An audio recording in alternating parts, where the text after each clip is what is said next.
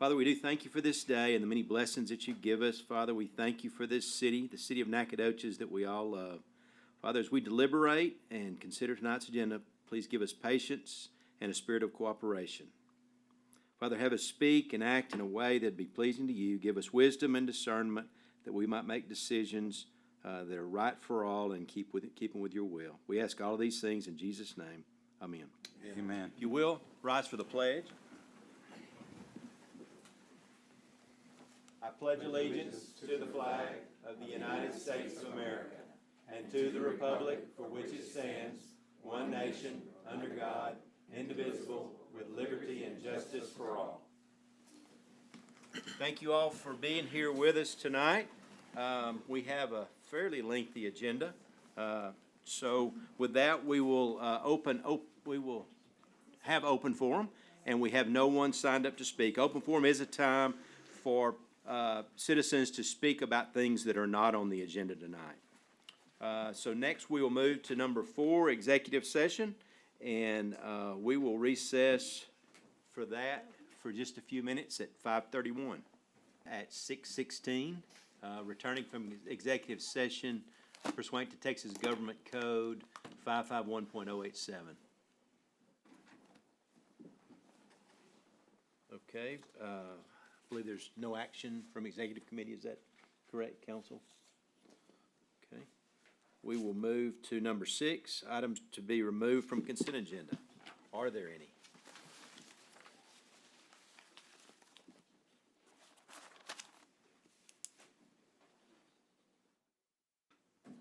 Good.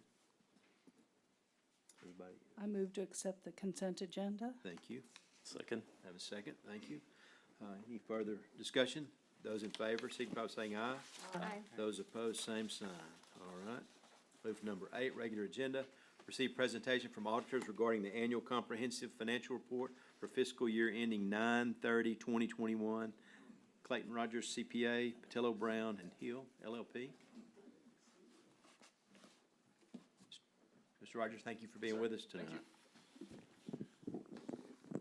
Is that good right there? Well, thank y'all for having me. As I said, my name is Clayton Rogers. I'm a CPA with Patillo Brown and Hill, your audit firm based out of Waco. And I'm here to present to you the results of the financial statement audit for fiscal year 21. Spoiler alert, everything was good. I know you guys have a full agenda tonight, so I don't want to take up too terribly much of your time, and I don't want to put anyone to sleep going through all 150 pages here. But I did want to talk a little bit about our audit, the results of the audit, and then also be available to answer any questions that you might have. So just as a refresher, the big thick document that's in front of you, the annual comprehensive financial report, we were engaged to audit those financial statements and render an opinion at the end of the audit as to whether or not they are materially stated in accordance with standard accounting principles. And so various procedures that we do throughout the audit that I'll touch on briefly here shortly. If you'll jump to page Roman numeral V, page 5, there's one thing I wanted to point out. I mentioned annual comprehensive financial report. The comprehensive piece of it is not required. The city is one of the local governments that we work with that goes the extra mile to put not only extra information in here that a professional association thinks is useful for understanding this information, but they also have very strict quality requirements. So what you see on page V here is the Certificate of Achievement for Excellence in Financial Reporting for last year's audit report, which is the 12th year in a row that the city has gotten it now. And I like to point that out simply because it is not required. It requires a lot of extra effort on the finance staff's part. And I think it goes to show that this document, they work really hard to put something together that is clear, readable, has lots of useful information in it. So if you'll jump a few pages forward to page 1, it's the reason we're all here, the Independent Auditor's Report. In plain English, management of the city is responsible for the financial statements and for making sure that they are presented appropriately. and they're responsible for everything that is in this report that's in front of you. Our responsibility is to audit those financial statements and render the opinion on whether or not the financial statements are materially stated. We are not going for absolute assurance. We don't look at every transaction. And so we're using a little bit of a risk-based approach to making sure that we have that body of evidence that these financial statements are right. And at the end of the day, you can see at the top of page 2, we're able to render what's known as an unmodified opinion, or you've probably heard the term clean opinion on the financial statements. And what that means is that the results of our audit, in our opinion, there is nothing in these financial statements that is misstated, out of accordance with GAAP, or even omitted that would affect the decision-making of the people who use this report, be it yourselves, financial institutions, bondholders, those types of groups. Just a little bit about our audit, kind of overarchingly, before I want to jump on just a couple of highlights for you guys. As part of our audit also, since we're auditing public funds, the federal government requires, in addition to all of our other professional standards, there are a few other things we have to look at, such as internal control over financial reporting. We would be required to report to you if we found fraud, waste, abuse, if we found that the city was out of compliance with certain very significant laws. For example, one of the things is the agreement with the Convention and Visitors Bureau. There's a stated percentage of the hot taxes that are supposed to go to the CVB. So we're looking at, did they actually get that portion? And again, various things that we did as part of our audit. The little letter that you have bound separately is where we are communicating all of those types of things to you, but I'm happy to report none of those things did come up, and there's nothing reportable, so that's all very boilerplate language. We did have one audit finding that resolved in the current year, but you'll still find in the back of the report. I'll touch on that at the very end. But again, just to summarize the audit a little bit, clean opinion, as good as it gets, a finding that was resolved in the current year, and no other reportable noncompliance or issues to speak of. So if you'll jump with me to page 12. Again, I know everyone's not a CPA and loves not looking at numbers as much as we do, but I just wanted to point out a couple of things. The big thing that I want to emphasize, if you were as you were looking through these in the agenda packet, professionally speaking, we don't think that there would be anything that's a surprise in here. There's nothing that let me back up.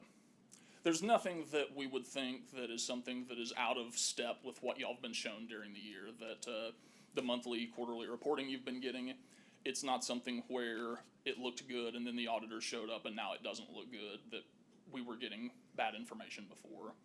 The types of changes that were made for this financial report is generally year-end accruals and stuff that only gets adjusted once a year. For example, about halfway down the page at the bottom of the liability section on page 12, you'll see the net pension liability and the total OPEB liability. Those numbers generally only show up in this document because the actuaries value the pension and OPEB plans once a year.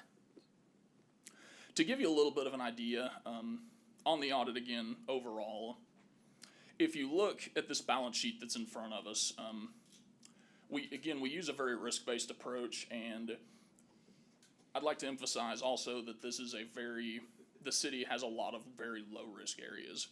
For example, one of the biggest numbers right up there at the top is cash and investments. We didn't just, as part of our audit, we're not just using internal documents that they gave us that said what was in the bank. We actually got a confirmation directly from the bank and from the investment pools that says this is how much they have. The capital assets numbers a little bit lower down. We're tying into a listing and looking at those transactions in much greater detail because of how big a number it is. Y'all's two biggest non-utility revenue sources, property taxes and sales taxes. We get confirmations from, I believe it's the appraisal district collecting y'all's taxes, if memory serves, and the Texas Comptroller's office. that we are able to nail down what that number is essentially to the dollar. And so again, if you took one thing away, it is that there were no big surprising changes in this document compared to what you've been having communicated to you throughout the year. And the other question we always get asked is, how are we doing? And from our perspective as the auditors, we think that the city is probably, as you've been getting told, is in a solid financial position. One of the things a few pages back that we look at on page 15, everybody always wants to know about fund balance in the general fund. So if you look at the bottom of the general fund column of page 15, that unassigned fund balance number, the powers that be recommend that number be within about 3 or 4 months worth of reserves. You calculate that by taking that unassigned fund balance number divided into total expenditures for the year. And the way it works out for the city this year, it's about 5.5 months in reserves, which for a general fund is a very, very healthy fund balance to have. If you look historically back in time, fund balance wasn't always what it probably should have been, but it's continued to go up. The city's been fiscally responsible, and that fund balance number is something that we would consider to be healthy. Couple of last things I wanted to just touch on really, really quickly. Page 37.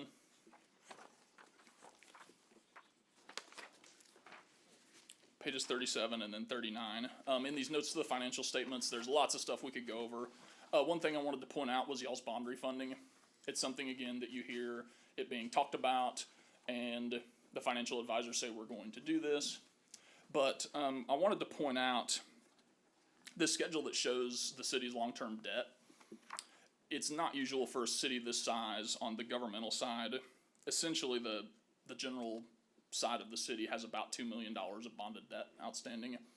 And looking at the maturities, that's going to be paid off in large part very soon, which is, again, something that, from our perspective, is almost unusually good.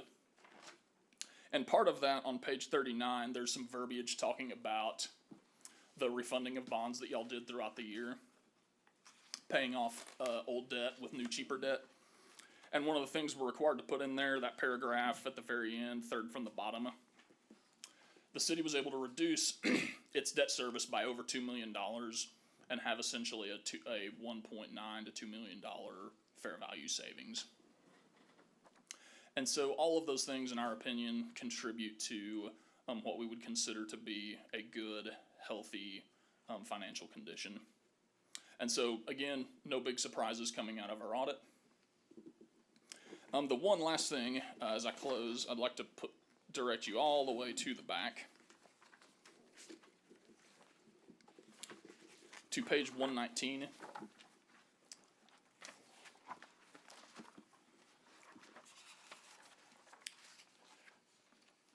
We did come out with an audit finding, something that we consider to be, under our professional standards, significant enough to bring to your attention. This is something, I see several fresh faces here, and then several that I have come out and spoken to before.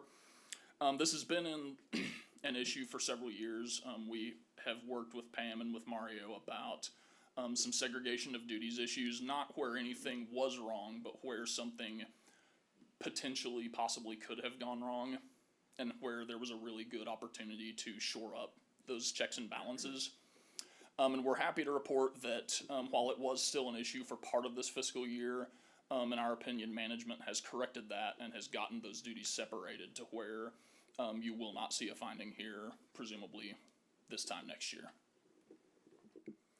So again, from our perspective, clean opinion, finding was being remedied, financial condition is good, and I'd like to thank Pam and her staff for working so diligently with us, making sure that we had everything we need, being very open, forthcoming. Audits are always hard. Doing it in a pandemic is even harder. And so they really went above and beyond doing this in a largely virtual environment, and so I'd like to thank them. At this point, that was most of what I wanted to go over, but I'd be happy to answer any questions that any of y'all might have. Council, any questions or comments?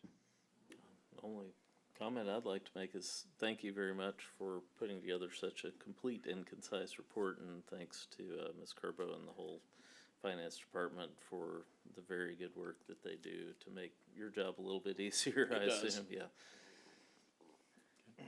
Just one little question. Would you remind me, what did we do to have that second person?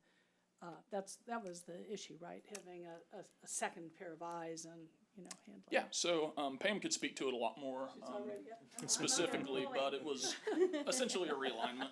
Yeah, payroll had been housed for the last probably 8 to 10 years in HR, and the staffing was small in HR, and so we had the same people hiring people and paying people, and so to segregate that, we transferred payroll back to finance where it had been in the prior, and we did that in June, and so now it's back with us, and we have that segregation now that HR and finance can work together, but separate, so. Yeah, I know I asked you that a couple months ago and I forgot the That's answer, okay. but thank you very No, much. you're welcome. Really Thank you, Pam. appreciate it. And thank you for all your hard work. Thank you. Just one quick question. Yes, sir. You mentioned that 5.5 months reserve. Is that an average, or would you recommend another number? So That seems a little long. yeah, and so it's something that with the COVID-19 pandemic, we did see how a lot of revenue streams could dry up just like that. Yeah. Fortunately, property taxes and sales taxes weren't quite that way. But again, the minimum number that's recommended is 3 to 4 months. It's something that if you got up into, we have some governments that have a year or more in the general fund, and that can potentially be a problem of almost having too much reserves if you don't have a plan for what you're going to be doing with it. For example, talking to Pam and to Mario in advance of this meeting, we talked about the plans that the city is looking to potentially accumulate resources without issuing a whole lot of debt to do it. So that's a great reason to see that your fund balance is continuing to go up. But it's certainly not something that we would consider below average. Thank you. Anyone else? All right, we appreciate you. Thank you for your report. Thank you so much. No action required on that item. So we'll move to B, consider approval of proposed inflation cost adjustment for city employees. Human Resources Director? How are you? Fine, thank you.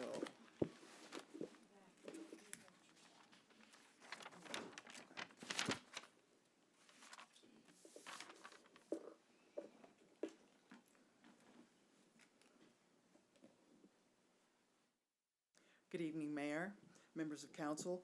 I've come to you this evening to ask for your consideration and approval of an inflation cost adjustment for our city employees. In 2019, the City Council commissioned a study to evaluate employee compensation, and the council later approved the revised compensation program for city employees.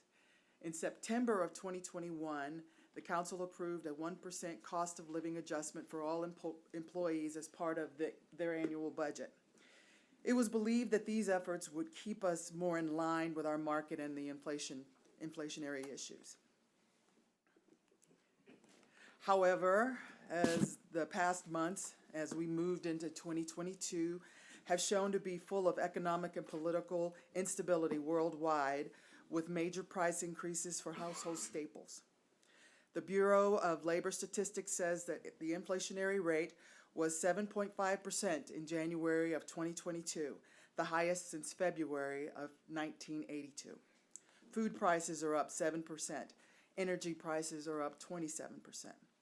The Social Security Administration announced in October of 2021 a 5.9% increase for its beneficiaries for the year 2022.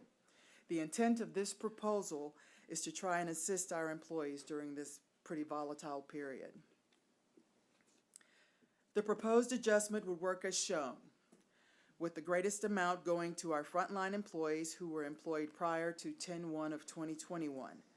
The total payments with taxes and TMRS comes to $301,111. It is recommended that these funds for the adjustment comes from the CARES account and therefore would have no effect on taxes. The adjustment will not be added to the employees' base pay. The employees who resigned as of March 15, 2022, and their resignation has been accepted will not be eligible for the adjustment. It is understood that those employees who receive the adjustment and later decide to separate from employment with the city will have a deduction made from their final check, to the extent that is allowed by law to cover the value remaining and that is owed, or the employee shall make a cash payment to the city for the balance remaining. The amount for the adjustment needing to be repaid is as follows: 0 to 30 days after the receipt of the adjustment, 100% will be repaid. 31 to 60 days after receipt, if they separate, will be 50% of the adjustment. 61 to 90 days after the receipt of the adjustment, 25% will be repaid. Again, it is our intent to try and assist our employees during this pretty volatile time. Staff is open for questions. All right, I think we'll start with public comment. Does anyone that want to speak to this item? Okay, council, any comments? Ms. Bellinger? I have one question. Do we not have a merit system that we're working on that will, that will evaluate performance and then have adjustments based on merit coming up? We are in the process of evaluating the evaluation instrument, the evaluation process, incorporating our values, and that's going to take some time. And given the current volatility of everything, we see that there's a need right now for the employees to receive this adjustment. Before any merit considerations or before any? Yes, ma'am. But this is just basically a one-time payment for inflation issues, right? Yes, ma'am. Excuse me. Yes, sir. It won't increase their base rate at all. Yes, go ahead. I'll let other people go Okay. first. All right. Keep it on that side for now, that's fine. So this may be a question for Ms. Curbo or for you, Mayor, or maybe Mr. Canizares, if you're up there but we will be meeting on March 28th, if I'm not mistaken, to review a lot of capital improvements. I don't know, at first it started out as 200 million, and 100 million of which were absolutely necessary. And now I'm under the impression that there'll be some other figure that we'll be looking at. So we will be asked to spend a lot of money, and if I'm not correct here, these funds could be spent on anything, right? The funds, just because they were set aside and they're reimbursements from the CARES Act, these dollars could be spent on anything, right? There, thank you, Pam. Yes, these are general fund monies. They were reimbursement for fire and police salaries from the very first summer of the pandemic. So they are limited to the general fund. I think we discussed a little bit, there may be a way for us to make some transfers out of the general fund, but I can't promise that because they, like I said, they are general fund monies, and so we might have to jump through some hoops to make that happen. But yes, they are actually part of unrestricted fund balance now. I have kept them segregated as CARES money on the books, and I will through the end of this year. Because if you'll recall last year when we received that $1.8 million, we made some expenditures. We did a second set of bunker gear for the fire department. We made some work to, different buildings so that we'd have automatic doors and automatic washing and stuff like that. But we had that a little over $1 million remaining so that y'all would have the option of using that for something pandemic related. And at the time, there were a lot of cities that were using their CARES money to make one-time payments to their employees. We chose not to. At the time, it was not something that I felt was a priority. We had just gone through the compensation plan. The pandemic had not hit us as hard as it hit some of the country. The difference now is a lot of cities did this a year and a half ago. it's just hitting us now because it's not necessarily just the pandemic, it's everything else that has kind of blossomed, now. And so that was why the CARES money that we've kept separate is what we were hoping to be able to utilize for this in lieu of us doing it last year, doing it now. So these funds could be, I've had several people ask me, because they are hit with all this inflation also, all the people who live in the city. And we've had some businesses close just recently, because they're hit Right. desperately with this. And I talked with one business person today who said the costs of doing business have skyrocketed, and they have to rethink. So these funds could be spent on business, they could be spent on any code improvements. We're gonna be asking people to bring things up to code, is that correct? Right. They could be spent. This is truly general fund, unrestricted fund balance. So city council has 100% discretion in how they utilize fund balance. This is just our proposal to you for what we see as very necessary right now, because unfortunately, the entire country is hurting.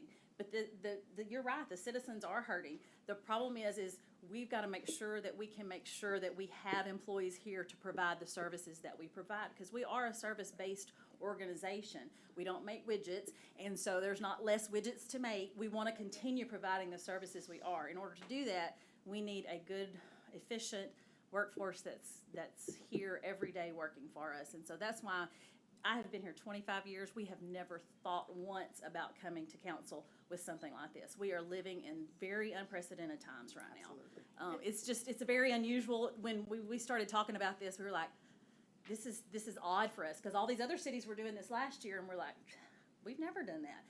But I know she's had a lot of employees in her office literally saying, something's got to give. We've got to be able to pay our bills. And I'm hearing it. She's hearing.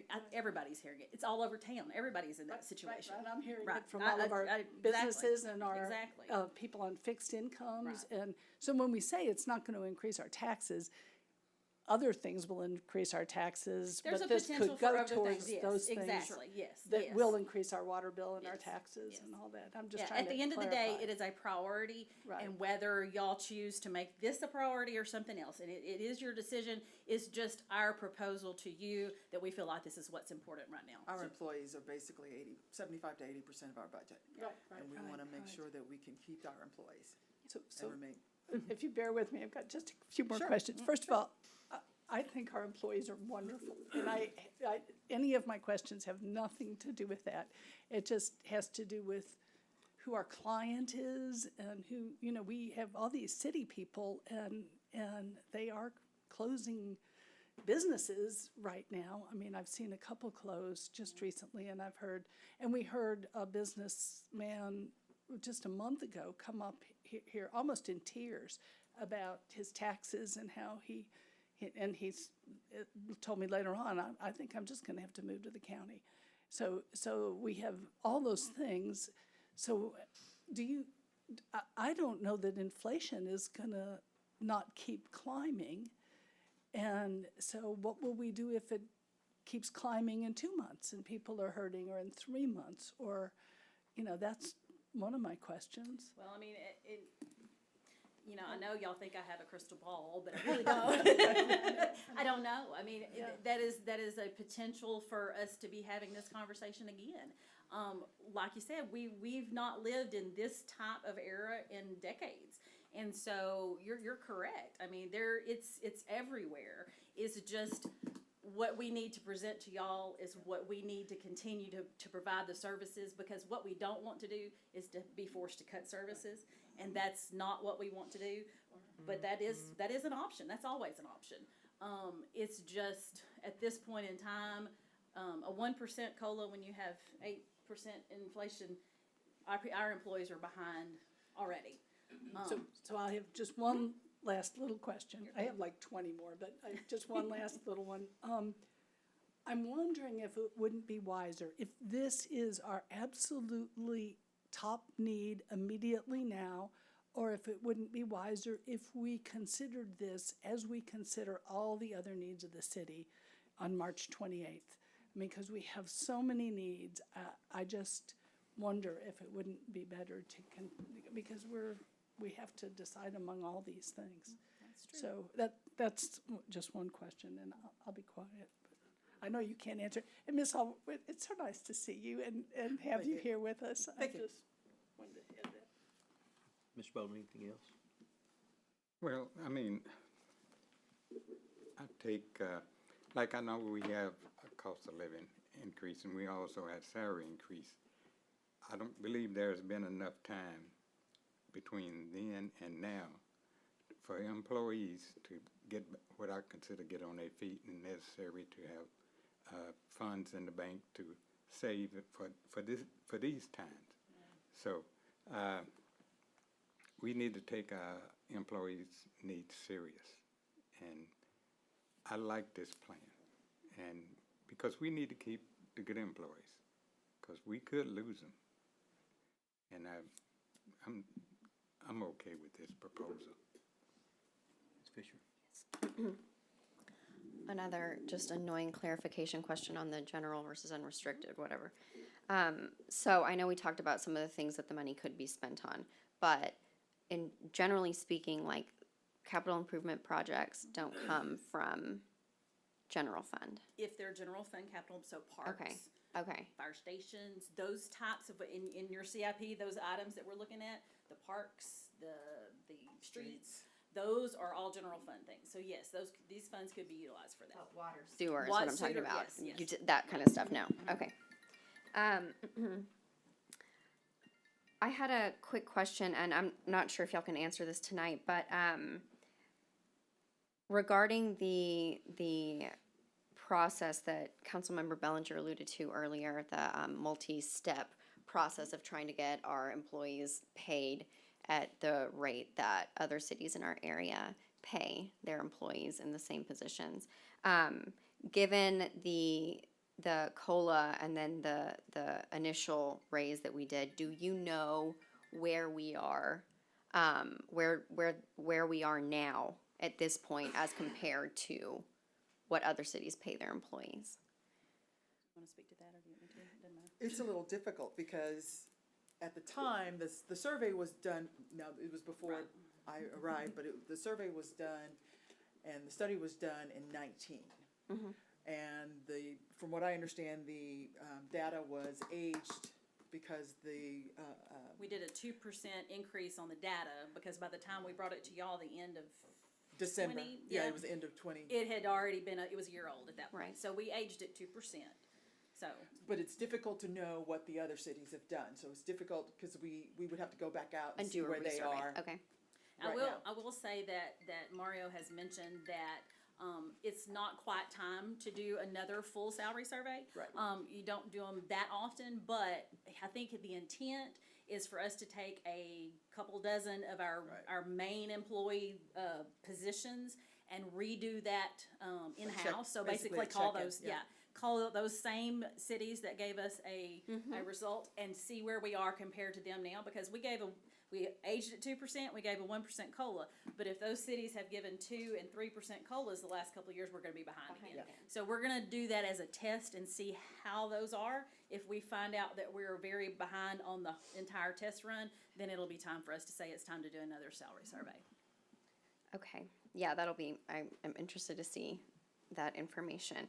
From comments I've heard and seen, I think that there's the perception by some that city employees are just living in the lap of luxury. And that gives rise to two questions from me to you. One is, I know that it's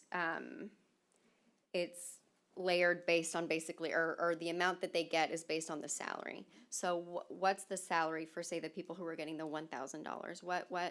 How much money are those That's employees anything making? under $50,000 a year base salary. Under $50,000 a year. Okay. And could you please tell me a little bit about what you guys have been hearing? That you alluded to it a little bit, but what you guys have been hearing from employees that gave rise to consider. The majority of them are coming Basically, to HR. they're asking, when are we doing the performance?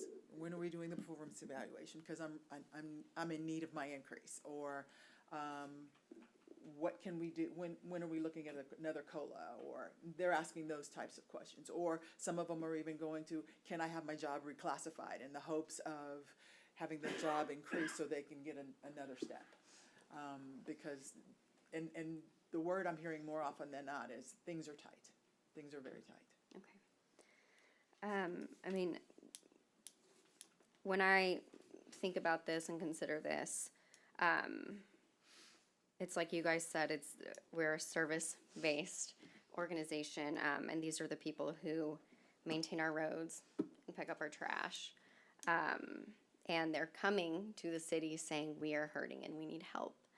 I think that the question isn't, I think the question is, what can we do here? Because obviously we can't save private businesses. We can't do that. But we can lessen the load on our city employees who provide all these services to our city.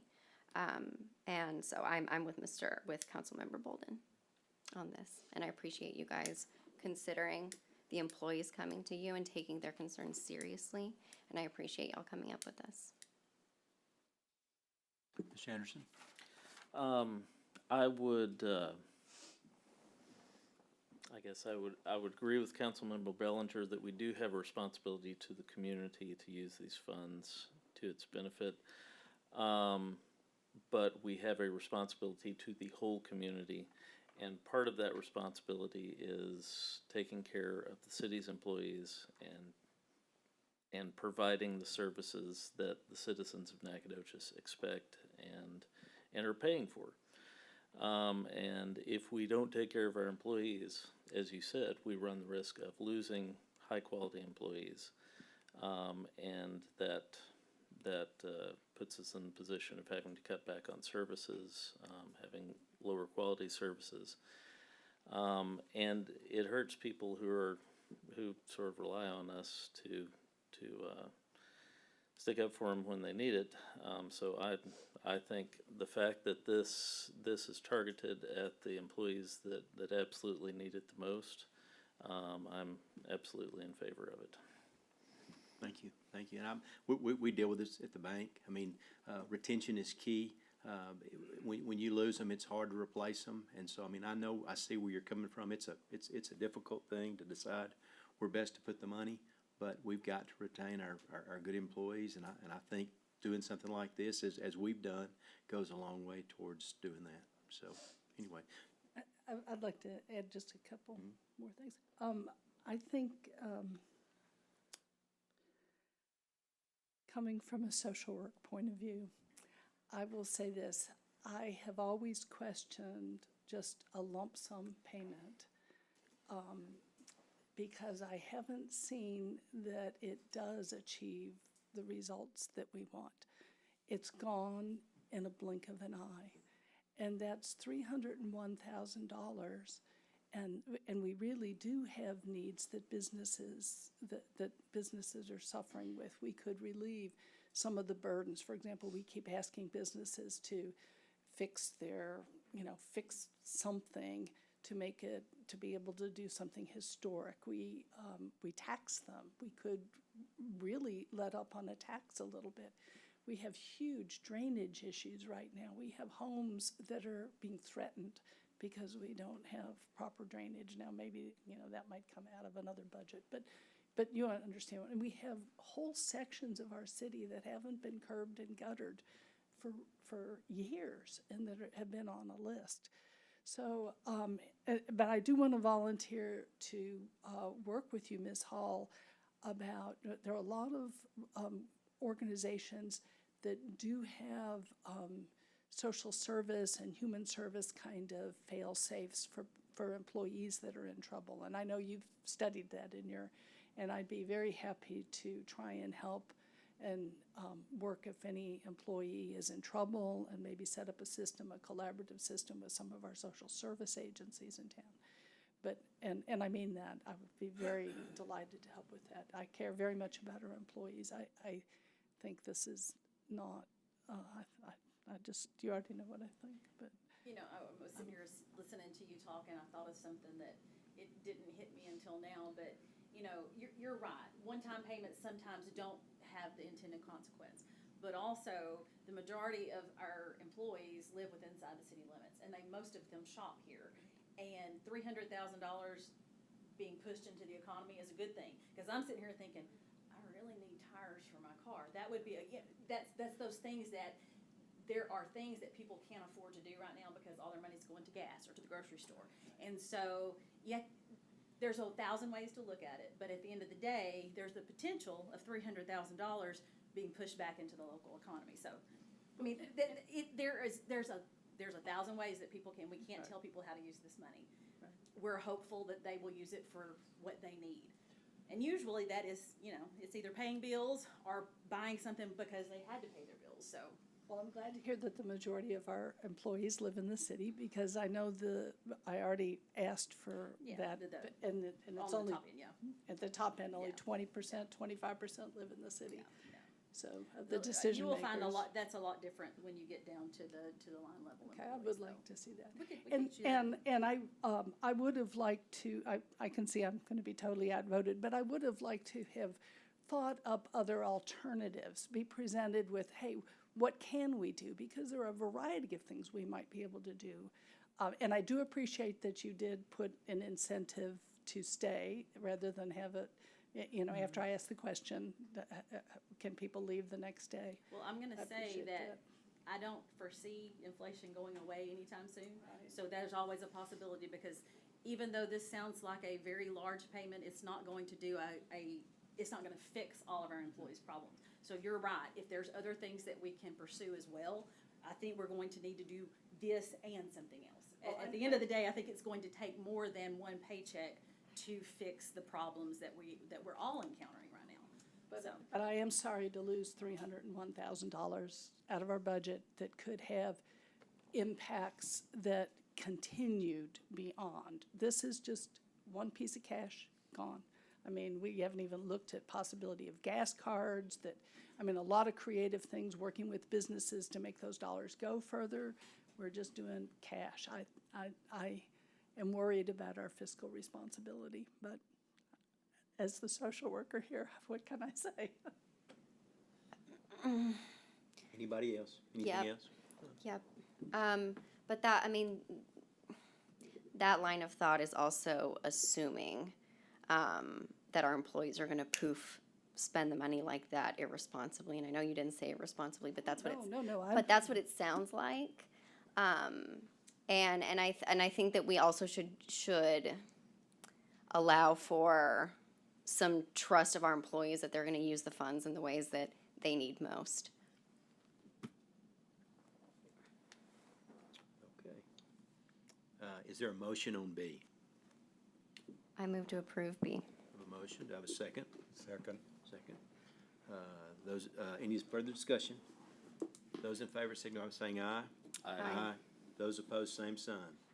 Okay, this is my question. Do I say aye or nay? Aye. Aye. Thank you. Thank you. Thank you. Thank you. And then, I think you're still up, maybe. Consider an ordinance amending ordinance number 1881-09-21, appropriating various amounts in accordance with the budget adopted for the ensuing fiscal year beginning October 1, 2021, and ending September 30, 2022, for employee inflation adjustment payments. Human Resources Director. Thank you. This is just an ordinance to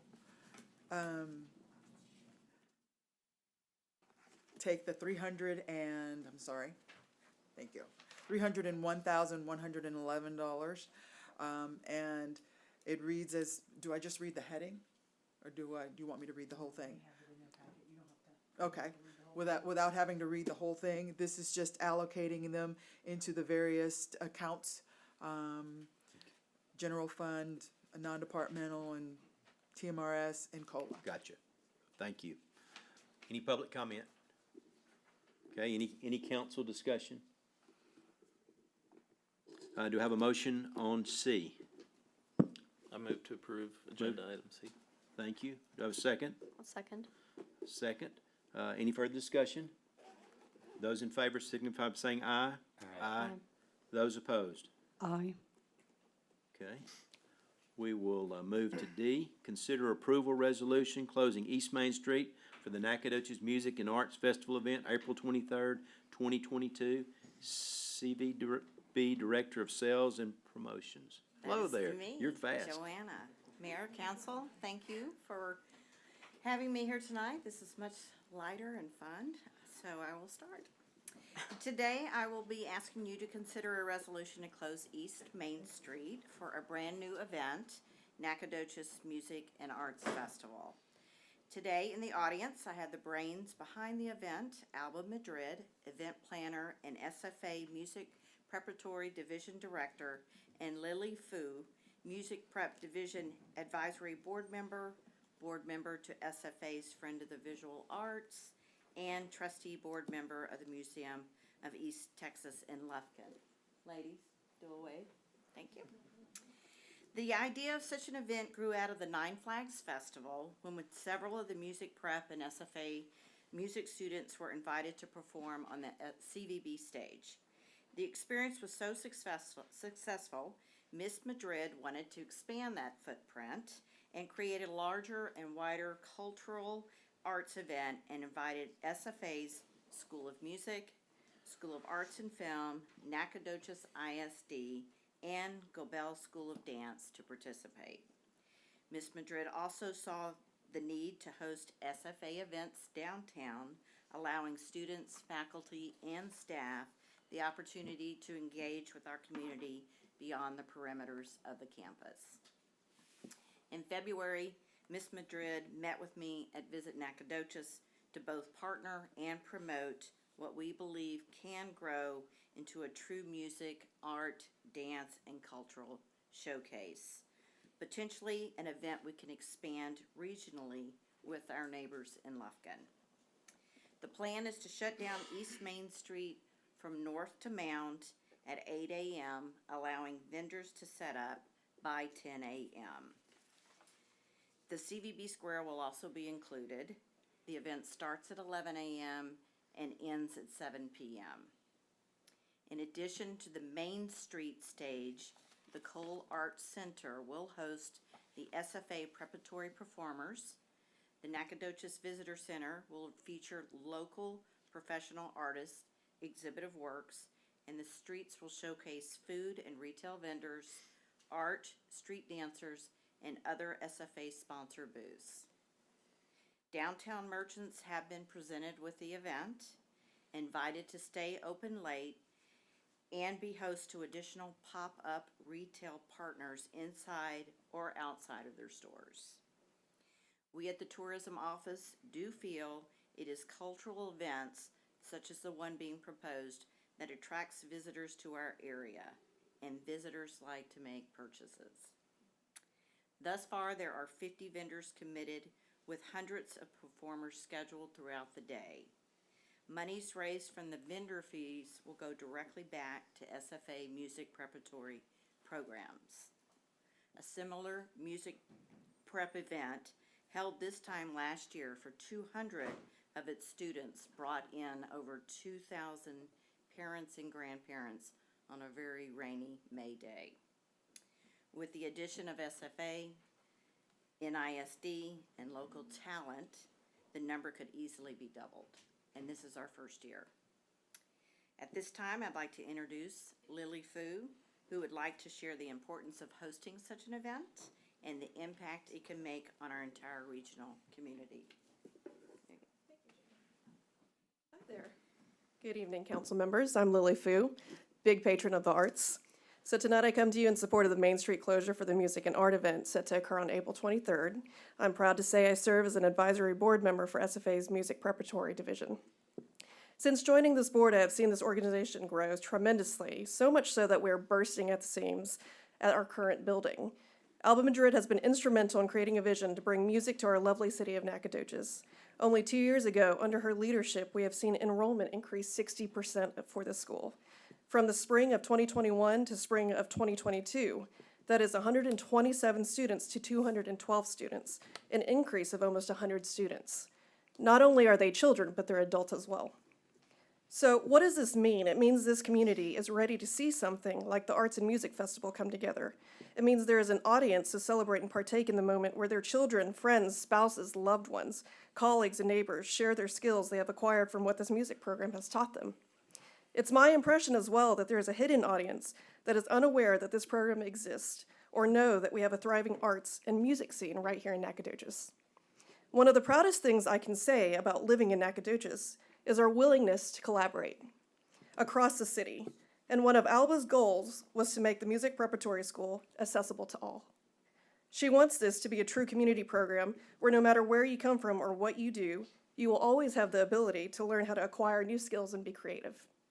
This event is including and showcasing the following from our community, which Joanna had talked about, but SFA School of Music, SFA School of Theater and Dance, SFA School of Art, Nacogdoches Independent School District, Nacogdoches Public Library, Juan Carlos and Gina Urena, worldwide and well-known musicians who are also SFA professors of language, culture, and communication, the Gobel School of Dance, local artists, and Nacogdoches Arts Collaborative.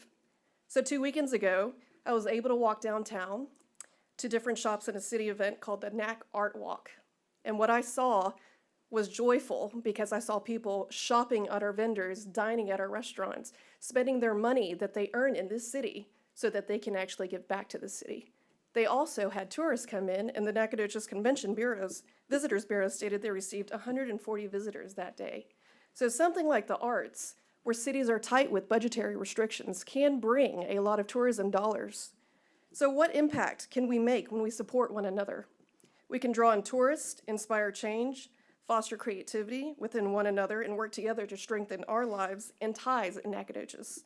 All it takes is the gathering place like downtown to be closed to allow pedestrians to walk and enjoy the sights and sounds of what we can provide, and most importantly, for all of our citizens to be able to stop, slow down, and witness the grandness of our small, glorious city.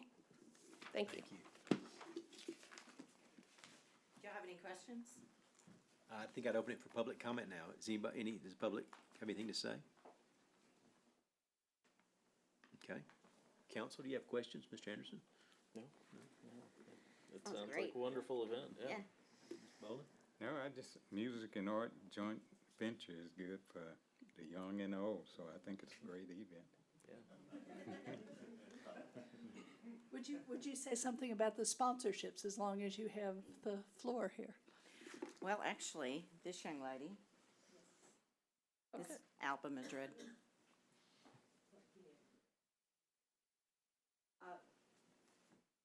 Thank you for that question. So yes, we do have open sponsorship opportunities for the community. And in fact, right now, we have several sponsors that have already signed up.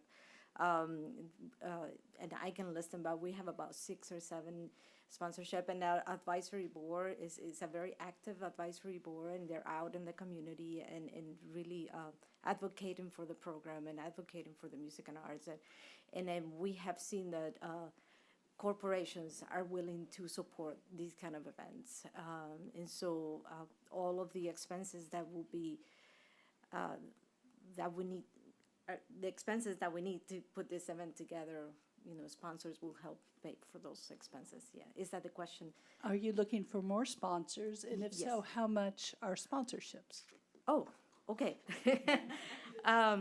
So the sponsorships, I don't know if you're familiar with musical terms, but it goes from the adagio level, which is 250, to moderato is 500, allegro is 1,000, and then the highest sponsorship level is the presto, which is 2,000. And I can leave this with you, and then you can see all what the benefits are for each sponsoring level. Yes. Thank you. Okay, any other questions? Okay. I'm sure Commercial Bank are they already on there? or- Yes, they are. Ballinger Law Yes, they Firm, I are. know it's gonna be a Presto. What's that? But we have Presto? What is that? I heard presto. Anything else? Okay, thank you. Thank you. We appreciate you. Is there a motion on D? Motion to approve D as stated. Thank you, sir. Is there a second? Second. Second. Any further discussion? Those in favor, signify by saying aye. Aye. Those opposed, same sign. Okay. We'll move to E, discuss and consider adopting an ordinance amending Chapter 6, Animals, Article 2, Care of Animals of the Code of Ordinances, City of Nacogdoches, Texas, to amend the tethering requirements for animals. City Planner, how are you? Good. How are you? We're great. Thank you. All right, Elena Helton, City Planner. So this evening, we're going to talk about an ordinance amendment to bring the city code regarding animal services and tethering up to state regulation.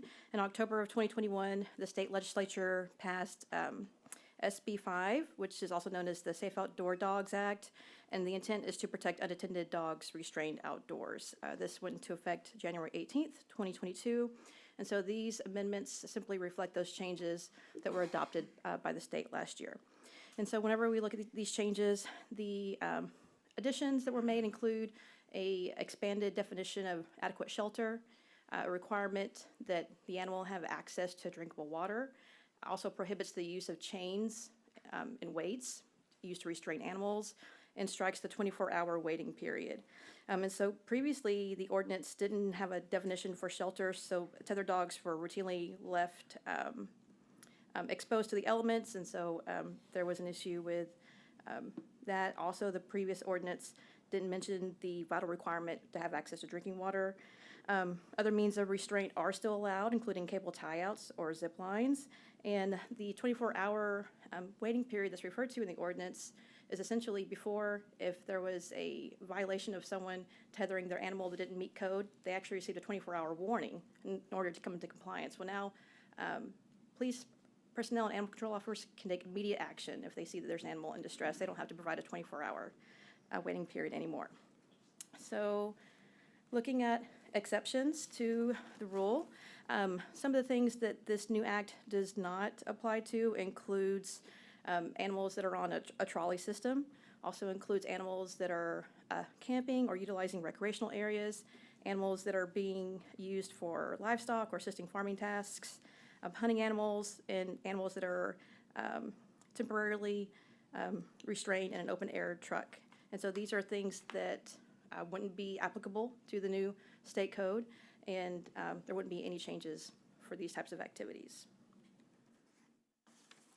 And so the proposed amendments include essentially bringing the ordinance up to state code. They also clean up our ordinance a little bit. Previously, our ordinance only had tethering restrictions as it applied to animals that were in an enclosure, so we struck that. And so now it applies to all animals regardless of if they're in an enclosure or not. It expands the definition of adequate shelter to include the ability to stand, lay down, and turn around in the shelter, so that way there's more space for the animal to move around. And it also expands the definition for a proper collar or harness whenever you're attaching a tether to an animal. And so staff does recommend approval of the ordinance amendments as presented. And again, this just brings our ordinance up to state code. So we're looking for direction on that. One of the things we also wanted to discuss with the council and just get some direction on is a lot of cities in response to this law have actually taken the action of eliminating tethering altogether citywide. City of Lufkin just did this. A number of other Texas communities have done that.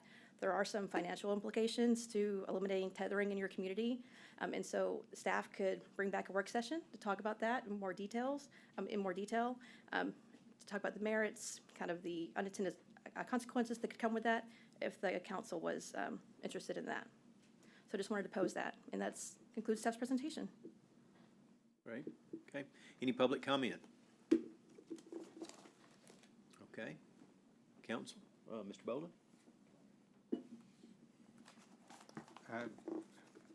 Enclosures. And that's, could that be also enclosure as to maybe a dog shelter and where you can turn around, and also enclosure with a, say, a fence? One of the things that I had a couple of issues in one of the neighborhoods as to where the animal kept breaking away from his tether. And if he had been enclosed in, say, like a fence area, that would not have happened. And it happened more than once in several places. That's a great question. So there's a definition for enclosure and then shelter. So the ordinance does make a distinction between the two. So an adequate shelter is a structure that protects animals from the elements. It's enclosed on at least 3 sides and has a roof and a floor. An enclosure is simply a fenced-in area. And so that is the distinction. And a shelter protects an animal from the elements versus an enclosure just keeps an animal in a area. And you said no chain restraint. Is there gonna be a recommendation as to what type of restraints to use on certain Yes. animals, especially dogs? Depends on the size and the type of dog it is? Yes, so there are still collars and harnesses, your traditional tethering elements. Chains and weights actually cause a lot of damage and pain, and they can be dangerous to animals, and so that's why those were specifically eliminated, because it's considered inhumane. All your other traditional types of restraints would still be allowed. So to give you an example, leather, canvas, those types of things, it's specifically the heavy chains and weights that can really create a lot of damage to animals. Now, you're speaking of what's around their body, on their body, but the change could be from the collar to wherever they are. Yeah, and so the chains apply to tethering and collar. Tethering and So, collar? Okay. yes, sir. So no chains allowed for tethering, and then the tether has to be attached to a proper harness or collar, which wouldn't be permitted to be a chain of any sort. It has to be a fitted collar or harness that's traditionally used and proper and fitted for that particular animal. And that's the reason why I was bringing up the part about the enclosure. Because if you have a leather tether, there are some animals can chew through that. Yes. And so if you had an enclosure, say you had a 5-foot cyclone fence, you wouldn't necessarily need a tether because the animal is still secured. And I so know, depending on the but, animal. You know, there are some people don't appreciate animals. Yeah, thank you. Thank you. Ms. Bellinger? Okay. Ms. Fisher, Mr. Anderson? I do have a question about the, specifically the truck bed exception. What, is there a limit on time, during which, dogs are allowed to remain in truck beds? Because I've seen lots of instances of dogs being left in the summer for lengthy periods of time in truck beds. Yes, and so whenever it talks about truck beds, and it's, the language they use is temporary restraint, and so the time that it would traditionally take to complete whatever task that you're doing, so if you're stopping at the feed store to pick something up, it shouldn't take you an hour to get in and load and leave. So it depends on the kind of the task that's being done, but it does describe it as temporary in nature. It's not hours, it's minutes. No, that's the only clarification I was Hey, curious is there a policy on animals riding in the trunk bed while the truck is moving? I'm not sure. I actually have our animal services and animal shelter manager in attendance as backup in case we wanted to get into the weeds on some of those requirements. So I'm going to ask Teresa to come up and see if she has the answer to that question.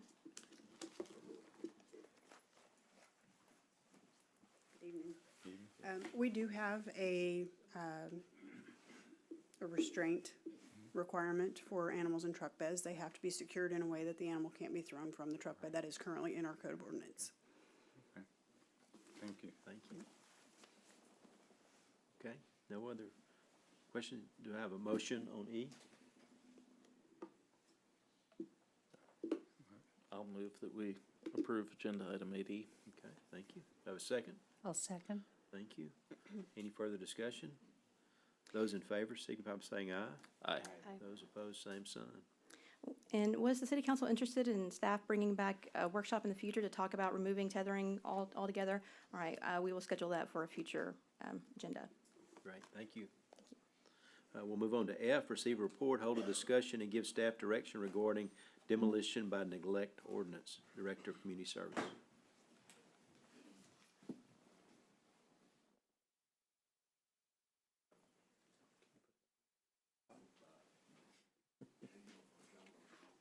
Mr. Bray, how are you? Good evening, Mayor, Council. Sorry, I was trying to make sure the PowerPoint was up there. Without my glasses on, I just saw letters. I didn't know if mine was on there. Yes, this evening, I just want to talk for a few minutes about an ordinance that's been on the books since 1998. It's called demolition by neglect, and oftentimes when someone like myself stands up and says the word demolition by neglect, and you know that I'm the history preservation guy, you kind of go, those are oil and water. But in this case, it actually is a great tool.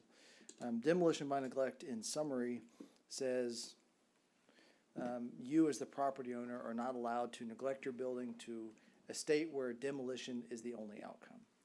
So this allows city staff, the Historic Preservation Officer, and Historic Landmark Preservation Committee to step in and stop a building owner from having a broken window, a leaky roof, falling down chimney, a pier on a pier and being home that is failing, missing siding, all of those things that allow the elements to enter the structure and deteriorate it over short-term and long-term is what this ordinance allows staff to be able to step in and stop. So when it was adopted in 98, it sat on the books and was unused until 2009 and 2008 and 9, it's not an exact date there. But the city of Nacogdoches was one of the first, not the first, but one of the first in the state to implement this ordinance. And since then, a number of cities are using this ordinance. So the process that we developed in conjunction with the Historic Landmark Preservation Committee was the process you see in front of you. So this four-step process is not outlined in the ordinance. This simply says, here's the process that we're going to use, giving the property owner adequate time to abate the violation. So the first time a violation is seen, a broken window, code enforcement officer Angela Sal is driving by and she'll call me or send me an email, and this is hypothetical because obviously we're not currently using this ordinance, but then she can notify me and then I will visit with our property owner, preferably in person, so that we can look at the problem, figure out ways to address the problem. If that's not an option, sometimes people are out of town, absentee business owners, property owners, will do that over the phone. But that is just a polite, Mr. Mize, you have a broken window, here's a way we can fix it. 30 days, can you abate this problem? Yes, not a problem, great. And most of the time when we were using this ordinance, that's all it required, was simply a site visit and the problem was fixed. If nothing is done in those 30 days, then we send a written notice. It's just a more formalized version of that conversation that we had under the first contact. If no progress is made, now we've had 60 days, then the third step is met, and that is we send a certified letter notifying the property owner that a meeting is going to be held in front of HLPC, Historic Landmark Preservation Committee, where they may find you in violation of the ordinance. That gives them 30 days as well, so now we have 90 days going forward. At the HLPC meeting, they have three options. They can find that no violation exists, case stops.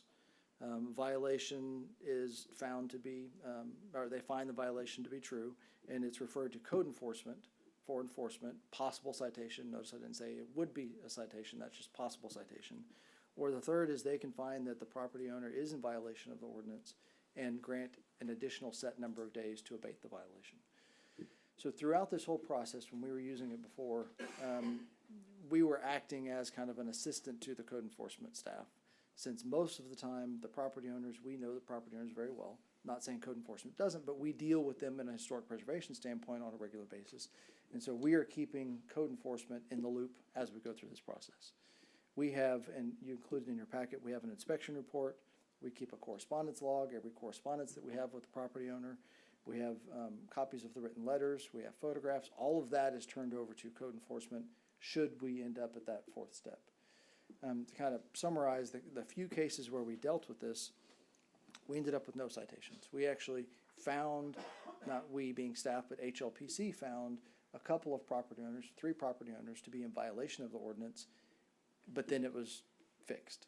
So most of them are solved at that step 1, where it's simply a phone call, visit on site with the property owner, to maybe having a citation issued. The goal of this is to not cite property owners, but it's to fix the problem and save the building. So that's why it's confusing when you say demolition in the ordinance, but the goal is actually to save it from being demolished. So that is the summary of how we have used this ordinance in the past. And Mayor, after public comment, I'd be happy to hear feedback from council on moving forward with, once again, using this ordinance. Great. Anyone from the public want to comment? Okay. Council, any comments or questions for Mr. Bray? I just want to make sure now, is this only in the historic district? Yes, sir. This only applies to properties within one of our 5 historic districts, historic overlay districts. Okay. I was just wondering why you're taking it to HLPC and not, okay, thank you. That's a good question. Yes, sir. Do we have any funds to help people to bring them up to code or to? The city does not have funds, but there are a number of entities here in the city that do help with things like that, whether it's Mission NAC, Love Incorporated, Love Inc., Impact NAC, SFA has several, MLK, a Day of Service. So those are all, and I just listed a few of them, I wrote them down. But those are the types of things that should you, the property owner, not be able to do it, we can refer them to those resources. Because once again, our goal is not to penalize the owner, but to fix the building. And so if that means that getting in touch with Love Inc. fixes the building, hey, that meets our goal. Yeah, get them together. That's great. Anybody else? What direction do you need from us? It sounds like a good ordinance. Yes, staff, we like Yeah. this 4-step process, giving them time, proceed. Yeah, I think that the collaborative approach is probably good. I would think that's probably consensus, yeah. Thank you. Thank you, Mayor, Council. Thank you. Okay, we'll move to G, receive a report, hold a discussion, and give staff direction regarding Nacogdoches code enforcement. City planner, back to this podium. All right, thank you.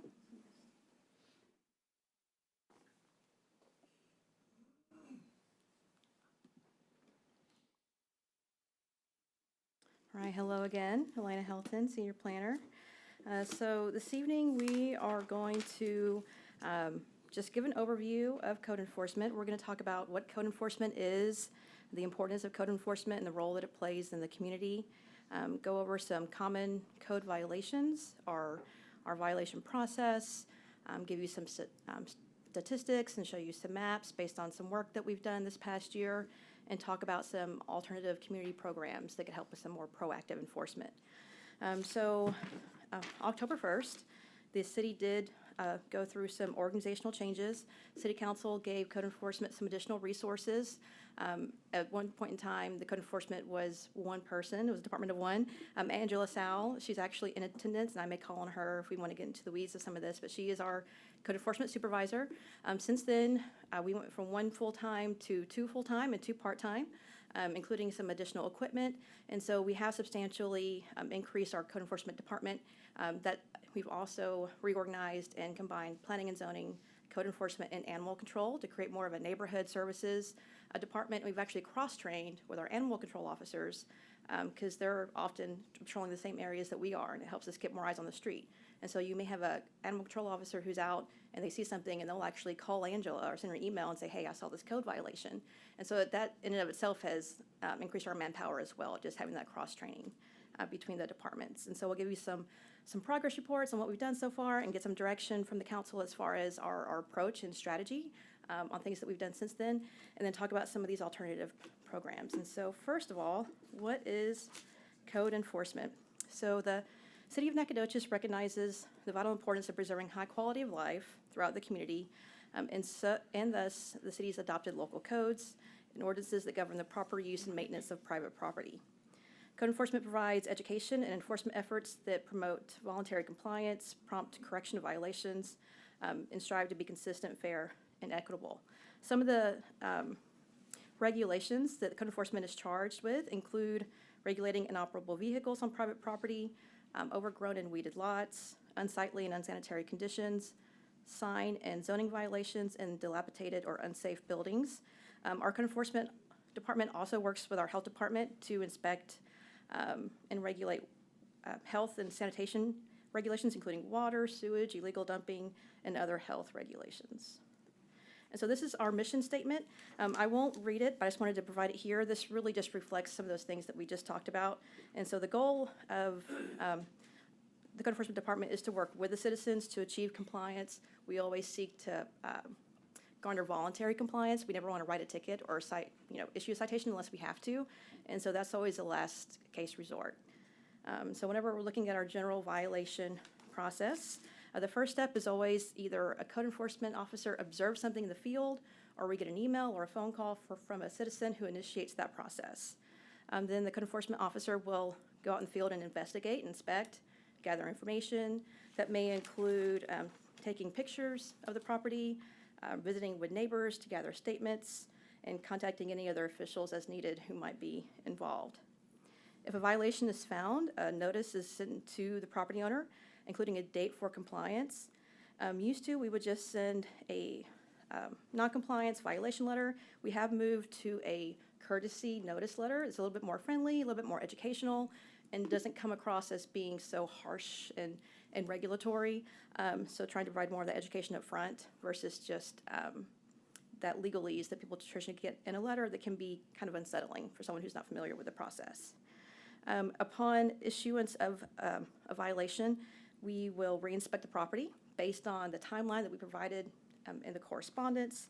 And then the majority of the violations, like Brian mentioned, are typically complied with that first notice. Sometimes they're complied with the initial visit or the phone call without even sending a letter. And so our code enforcement officers do a really good job of trying to comply or trying to get that voluntary compliance, either by visiting in person or on the phone, and oftentimes it never even has to get to an issue of a violation letter.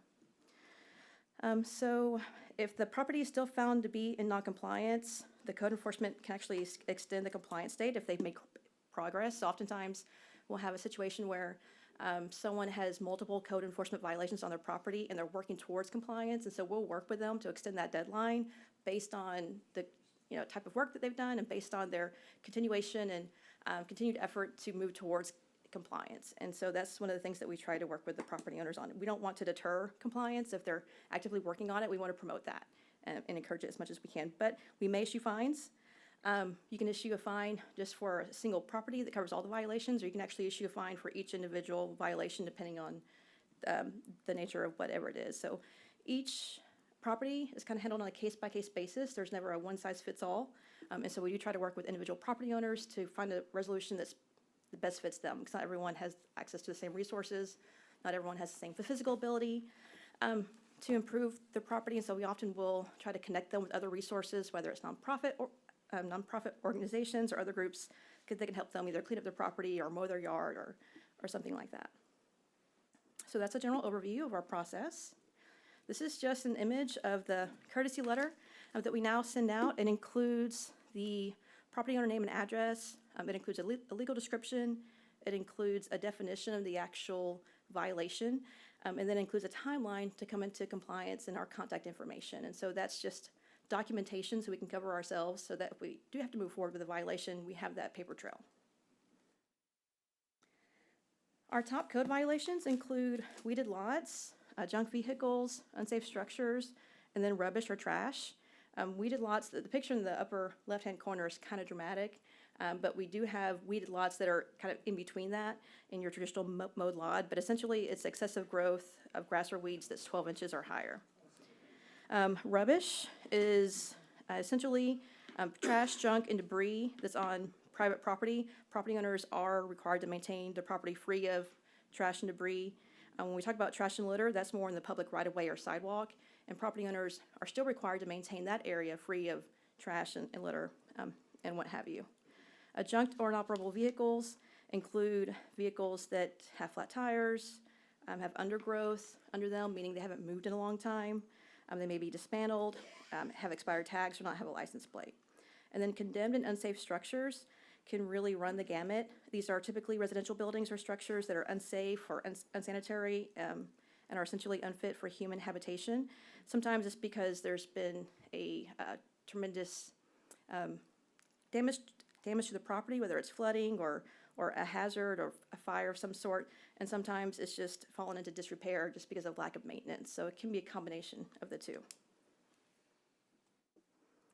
All right, so we wanted to show you kind of our number of cases based on fiscal year. So this is from October 1st to September 30th. And so for fiscal year 1920, and this is when we were still operating with the one code enforcement officer, our total cases opened or active cases were 301. And then for 2020 to 2021, that's, again, the fiscal year before we had the reorganization and hired additional staff, was 335. And so that last column is this last fiscal year. So that's when we had the reorganization, we hired new staff. And so right now we're at 279, but we're only halfway through the fiscal year. So we're actually anticipating that we're going to exceed, meet or exceed that threshold by the end of the fiscal year. So just wanted to demonstrate that. When we look at a monthly comparison, you can really see the difference. Again, October 1st was when we had the reorganization, and October and November is really the onboarding, it's the training, we're getting equipment, and so, you know, our code enforcement officers are learning, they're getting acclimated with the city, and they're not quite as active as that month 3 and 4. And so when you look at the chart, blue is fiscal year 2021, and then red is fiscal year 21 and 22. Now you'll see a spike in December, and that is a exception. We'll talk about that in just a minute. But when you look at January and February, you'll see that there is a consistent increase in the number of open cases, and that is a result of our increased staff. And so we have been very active. All right, this is the same chart by fiscal year, but it's broken down by code type. And so you have unsafe structures to the left, and then general nuisance and rubbish, junk vehicles, sign violations, weeded lots, and zoning. And so the blue column is fiscal year 1920, the red column is fiscal year 2021, and then the green is the current fiscal year. And again, you'll see that green spike, and we'll talk about that in just a minute. But year over year, we have seen an increase, and we are estimating on meeting, if not exceeding, the number of open cases. And again, I think that is can be attributed to the additional staff based on the changes that we've made, and also the cross-training with our animal control. We have focused on those unsafe structures, the rubbish, and the junk vehicles over the last 6 months. So that's kind of been code enforcement's focus. Looking at our closure rates, so for fiscal year 1920, the city was looking at about a 33% closure rate for open active cases. Fiscal year 2021, it was at 63%, and for this fiscal year, we're at 61, and again, we're only at the halfway mark. So we're anticipating a meeting or exceeding that closure rate. One of the things to note that I wanted to go over with council is one of the first things that we did is we conducted a windshield survey. So it's a community-wide survey of the city. We wanted to be more strategic and proactive in our code enforcement. One of the first steps is getting an idea of where you're at. And so we wanted to know what are major code enforcement issues, where are they, and what variety. And so over a period of 3 days, our code enforcement and our animal control department actually went out and drove the city with some iPads and documented all the various code enforcement issues that we saw during that time period. Now, this was in the fall, and so you will see some numbers that reflect a low count as far as tall grass and weeds. That's kind of a seasonal thing. I think if this was in the spring or May, we would have seen a much higher count. And we'll get into the weeds, so to speak, on that. But the top 4 things that we saw, we weren't surprised. Abandoned and junk vehicles, litter and rubbish, substandard buildings, and tall grass and weeds were kind of community-wide. And then there were different concentrations throughout the city, and so we'll look at that as well. And so based on the Windshield Survey, and again, this is just a snapshot in time, based on observations, and so they weren't anything that was investigated in great detail. These were just things that we wanted to collect and get an idea of where we were at. And so when you look at the data, again, the top code enforcement issue that we saw was abandoned and junk vehicles. Again, these are things that are easily visible from the right-of-way. Also, litter and rubbish. Those are also things that are easily visible from the right-of-way, and they're easy to distinguish from other things. Tall weeds, and then substandard and unsafe buildings. And again, the vehicles, the litter, and the tall weeds, that was citywide. And then in older, more mature parts of the community, that's where we saw more of the substandard buildings. In the northeast sector of the community, where you see newer construction, we didn't see as much of that, but it makes sense because the age of the housing is much younger than other parts of the city. And so we'll look at that. So this is the northeast sector of the city. And I know it's difficult to see, but these different dots represent different code enforcement symbols. And so, again, this area was primarily litter and rubbish, abandoned junk vehicles, and substandard buildings. And this was common across the city. This is the northwest sector of the city. Primarily, we were able to Document litter and rubbish, and again, abandoned junk vehicles in private driveways. This is the southeast sector of the city. Again, abandoned junk vehicles and litter and rubbish. An increase in substandard buildings, I think essentially because of the age of the housing in this area. It wasn't a surprise. And then the southwest sector of the city, again, abandoned junk vehicles, litter and rubbish, and substandard buildings. Again, this is some of our older, more mature, aging housing units. And so one of the things that we've been looking at are code enforcement solutions and alternatives, more community programs where we can get volunteerism and community groups involved. And so we're going to talk about a potential for a tool lending program, community cleanup day, and abandoned property program. And so a lot of cities, including the city of Plano, have what they call a tool lending program. This is where residents can check out tools from the city in order to correct their violations. So it could be a lawnmower, a weed eater, it could be hammer and nails to repair a fence, kind of those household tools that maybe someone doesn't have access to but may just need to borrow temporarily. Residents would submit an application and specify the tools that are needed for the specific violation. And then the city would work with local organizations to have tools donated and or actually budget for that as a separate line item. Some common grants include Lowe's and Home Depot. They have grant programs where they'll actually donate tools for city beautification projects. So that actually could be something that we could pursue that wouldn't include any additional funding. Another one is Community Cleanup Day. And so this is generally a day of just general community cleanup. The city could provide dumpsters for a limited amount of time so residents can dispose of unwanted junk. This would be a good opportunity for student organizations to gain community service hours, and this could be targeted at overaccumulation of unwanted items such as dryers, washing machines, large mattresses, things that aren't easy to haul off in a car. And so bringing those resources to the community and making it easy and convenient for them to get rid of that would be a community benefit. And so like Brian said, there's a lot of communities out there, or there's a lot of organizations out there that already participate in similar programs, Mission NAC, Love Inc., that kind of come out and do community cleanups. A lot of the fraternities and sororities, SFA, do that. So there's already a system in place to coordinate that, and Public Works would provide the dumpsters. And so that could be something that we could pursue that wouldn't require any additional budgetary items or any additional staff resources, just a little bit more coordination. The last item we're going to talk about is the abandoned property program.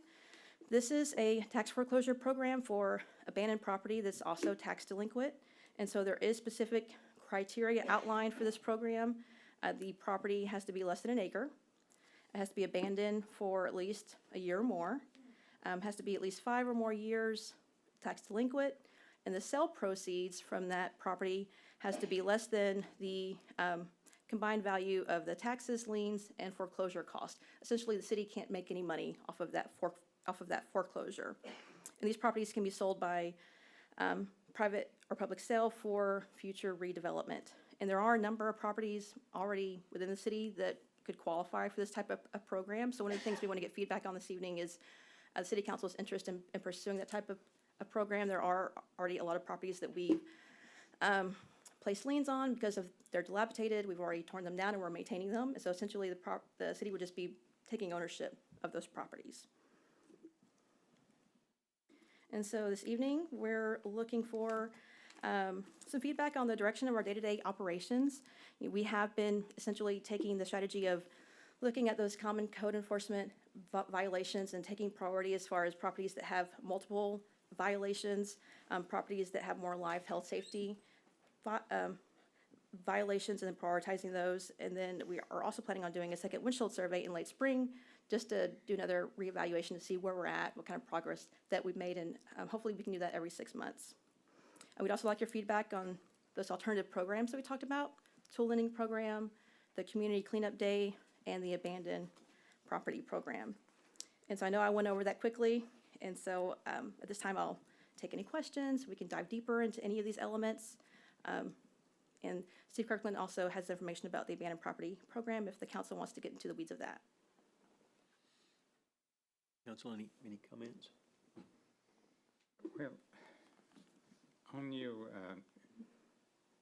windshield survey, you had items like fence, illegal sign, what is that?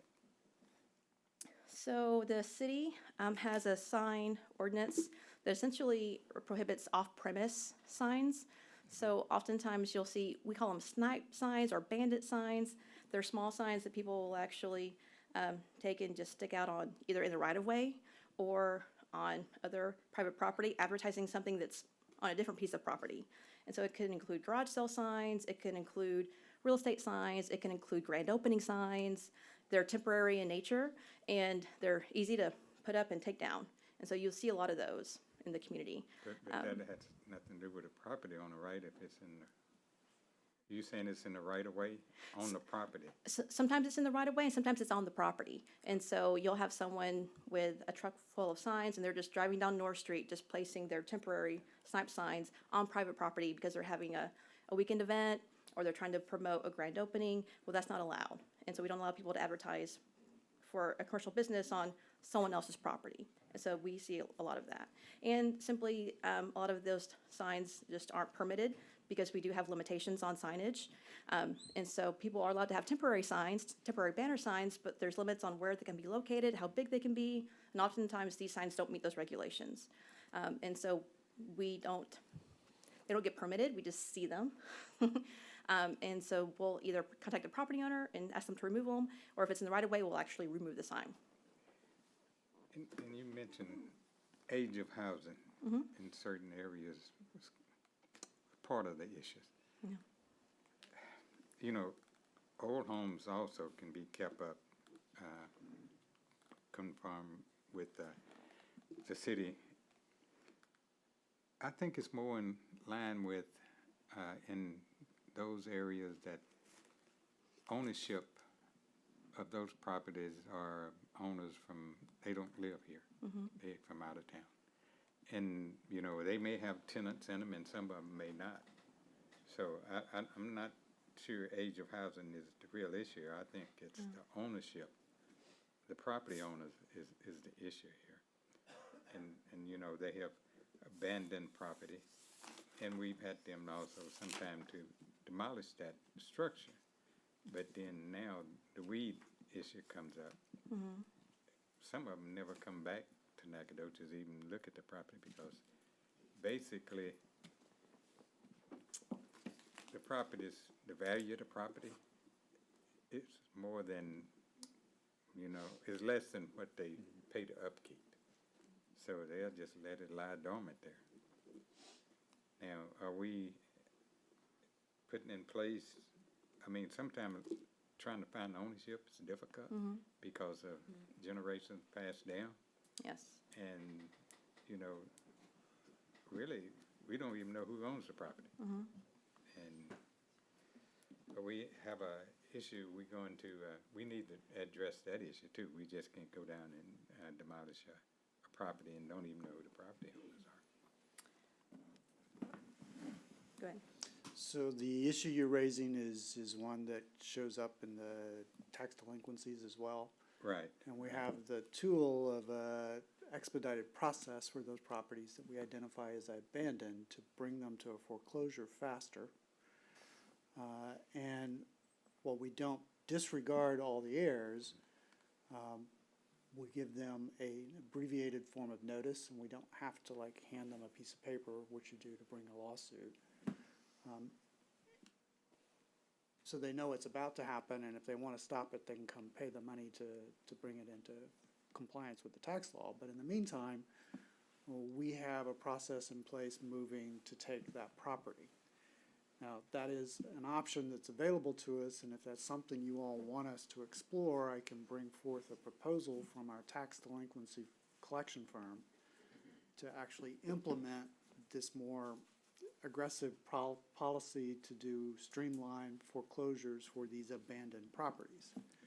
And that's the criteria, I think, that was up on the screen a while ago. I mean, these are properties that are truly abandoned. And they're properties that are worth less than the taxes owed, and certainly are worth less than the ongoing maintenance. So nobody has an interest in actually pursuing them. So we could become the owner. And if you chose to send us down that path, the other thing we would need to decide is, are we gonna take it and then aggressively market right away, or are we gonna take it and land bank to do some other housing development program? And I need direction from you all as to, do you want me to look into those, or you wanna just stick with the straight foreclosure process? I can tell you the tax delinquency firm, when they do a tax foreclosure, does a pretty good marketing spread to get people to the tax foreclosure sale to buy the properties to get them back on the tax roll. But when they do that, you don't have any control over what they're putting back in place. And if you want to replace vacant lots with houses, then we may need to do a land banking or more directed program. But the first step, of course, is taking control of the abandoned properties, which means we need to either expedite or spend more time on our foreclosure process, or take this expedited route for the properties that we can show are abandoned. But I need direction from you as to whether you want me to go forward with I that. think we would like for you to bring something back to us on that, so we can consider that, certainly. My preference would be, because you gave a couple of options that Yes, seem I did. to, yeah. So, I think that it's a great idea for something that it seems like continually talk about, which is rehabbing, redevelopment, beautifying neighborhoods. And so to that end, I would be in favor of land banking so that we can explore other housing development options and programs instead of just immediately putting it on the market. Okay. Is that land banking like this one particular property, or maybe, like on one street, I know in my neighborhood, there's like 4 or 5 houses. I mean, well, 4 or 5 sets of property by different owners that have neglected the property for years and don't plan on doing anything to it. Now that land banking, I think, is necessary. So land banking can take different forms. Okay. We could take the property and truly bank it, set it aside for a period of time till we come up with a plan. And during that time, we may be able to assemble a larger parcel, which would allow a different type of development. Or it could be simply taking ownership of the property and getting it into clean title and basic compliance, and then turning around and selling a group of lots in a neighborhood to a developer who would then develop the houses in a scattered shot fashion. So you have a couple of approaches there. The tax foreclosure plan, from what I've gleaned from other folks that I've talked to, works better on the second rather than for the assemblage. But if the city wanted to spend money assembling, there are a number of properties here that could become an anchor for that kind of assembly. If we sort of go the land banking route, to what extent can we recoup costs of physical demolition? Or can we only recoup the taxes, liens, foreclosure costs? So the cost of maintaining the property in the interim is a cost that is taxed to the property that we can then recoup from whatever the ultimate sale. But demo on a structure, we could not necessarily recoup. Demo on the structure would be one of those costs. It would be, Yeah. okay. There's an even shorter time window for places where we've already demoed and placed a lien on. So those we only have to have delinquency for 3 years. So we would have to work with the process. We will probably do the demolition order parallel with the foreclosure action, so that we're creating the lien as we go forward. But I don't know that it's required. I think it can be pulled out of the proceeds. We do have to work with our partner governments here. I mean, the county and the school district are also in the same they're also taxing entities. And they're probably in the same boat that we are in with the delinquencies. They don't just pick and choose when they go tax delinquent typically, it's all of us. So they'll be interested in getting them back onto the rolls, but managing that process is something that we'll have to reach out and strike an agreement with them. I have been told, I haven't spoken directly with either the county or the school district, that none of them are interested in being land managers, but that's why we have such a bank of delinquent properties.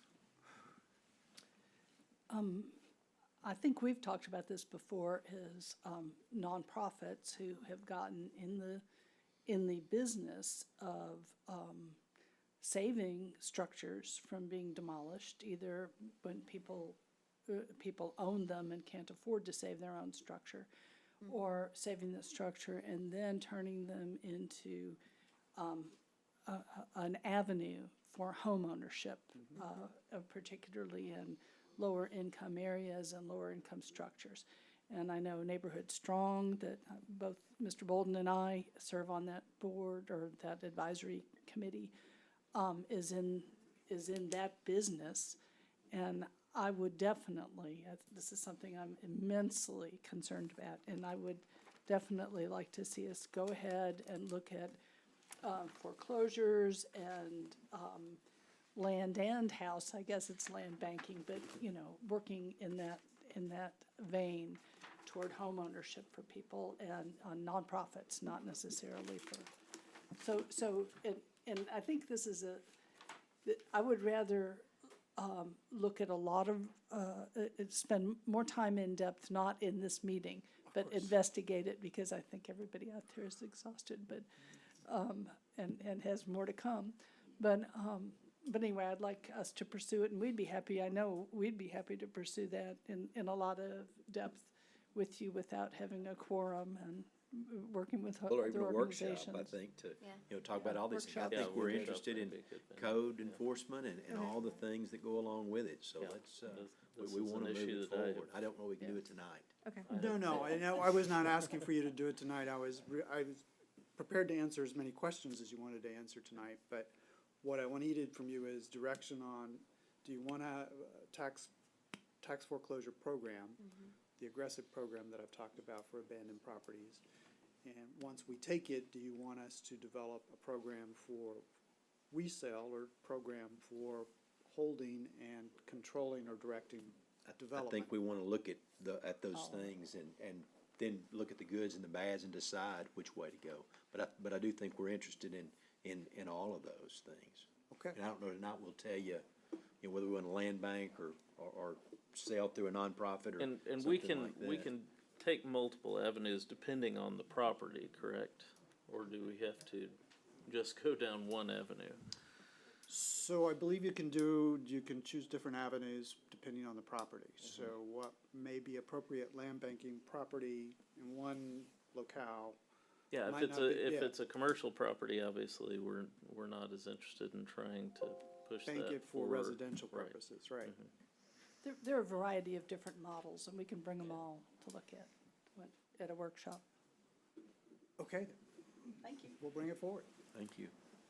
All right, and just to recap, the direction on the other alternative programs that we talked about, the tool lending program, where the city could pursue grants to supply some of that, and then the community cleanup day, which would also utilize city resources that we already have, but would, require some staff dedication. Are those things that the city council is interested in either bringing back for a more detailed workshop or going ahead and pursuing as far as initiatives for the code enforcement department? I mean, I think, a workshop, we could talk about Okay. possibly all of these things. right. But I mean, we're certainly interested in those things. All right. Yeah, I would assume that everybody's goal is compliance first, as you've stated. Yes, and I did want to thank the council again for providing those resources to allow staff to be more proactive. We have seen exponential increase in our code cases. Some of that is from increase in staff, also the cross-training. It allows us to be much more proactive, whereas before we were just reacting. And our closure rates are much higher as well. So I think when we do that second windshield survey in May, we're gonna see a dramatic reduction in a lot of those code violations. And so we're excited to bring those results to you, to show you what we've done with the resources that you provided us. So just thank you again. And that concludes staff's presentation. Thank you. Thank you. We will move to H, consider approval of an ordinance establishing a residential economic development program pursuant to, I'm sorry. Oh, sorry, Could be okay. after H or. Yeah, we'll go after H, then we'll go, okay? Economic Development Program pursuant to Chapter 380 of the Local Government Code to be administered by the Economic Development Department. Economic Development Director. Mayor and Council, Larissa Philpott, your Economic Development Director. A few weeks ago, city staff was requested to draft a 380 program and policy specific to housing development. That's the item that's included in your packets under item H. I do ask that you table item H tonight pending further review and discussion of that policy and program. I know there's a lot of people in the room tonight interested in this and interested in I, and I want to reassure everyone that I will be presenting item I under our existing 380 program and policy. So everyone keep their seats and I will present item And I. I think it'd be fair to say that was the extended discussion in our executive meeting as far as how to handle H, and we just decided best that we would push it out, do some more work on it, hopefully get work with the housing study that's coming up. But we would still like to consider I, and that will be forthcoming, but we're gonna take a brief recess before that. 4 minutes. Got 3 it. minutes. Hey, if you'll have a seat, we're gonna get back going. Sorry for the delay. We'll move on to item I, consider approval of a resolution creating a Chapter 380 Economic Development Program and authorizing an agreement by and between the City of Nacogdoches and JBSC Development LLC regarding development of a residential subdivision and an associated budget amendment. Economic Development Director. Mayor and Council, thank you. This item is, as I said previously, we were originally going to have a specific housing development policy.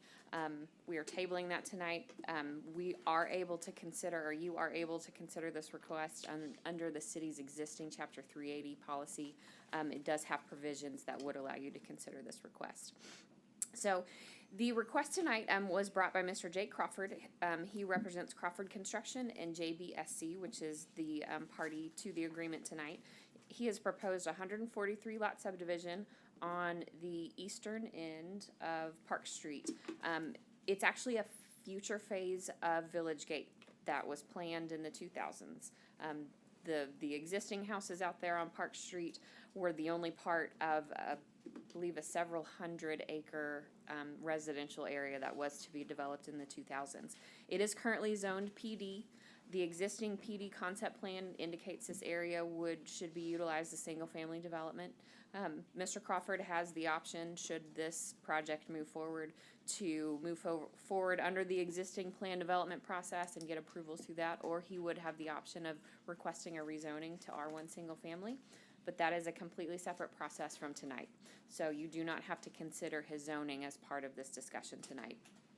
He is proposing to build $300,000 plus homes, somewhere between 15 and I believe 1,700 square feet.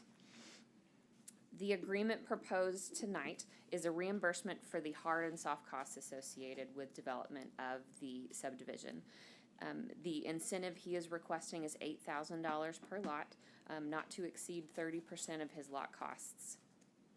The original draft that you received in your packets did indicate he was requesting $8,000 per lot, not to exceed 20% of the lot cost. So that is a clarification that council would need to vote on tonight when you do make a motion. The agreement does have a 5-year term, and the payment is made upon issuance of a certificate of occupancy and a request for payment. So just to clarify this process for those who aren't super familiar with the subdivision process, I know we don't build those every day. You, essentially, Mr. Crawford would be responsible for filing a preliminary plat through the Planning and Zoning Commission, getting a general approval for the layout. He would then have his engineer design the infrastructure.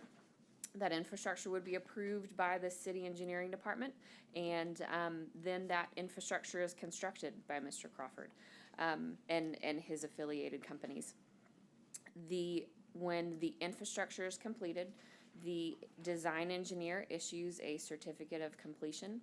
The city engineering department reviews the infrastructure again and accepts that certificate of completion. And at that point, Mr. Crawford is free to create lots, sell lots, file for building permits to construct houses. Once those houses are built and he files for a certificate of occupancy, which is the last thing you ask for in any construction project in town, the city comes out and does the final inspection and issues a certificate of occupancy. Once he does that, he can also file a request for payment within 30 days of receiving that certificate of occupancy. So this agreement ties a reimbursement to the construction of a home and not necessarily to the timing of the infrastructure construction. Meaning, if Mr. Crawford installs the infrastructure and does not build a home, the city is not liable for any grant payments under this current agreement. You can see his proposed construction costs on the screen there. As you can see, he is requesting about $8,000 per lot, which is a little over 20% of his lot costs. The funding sources vary.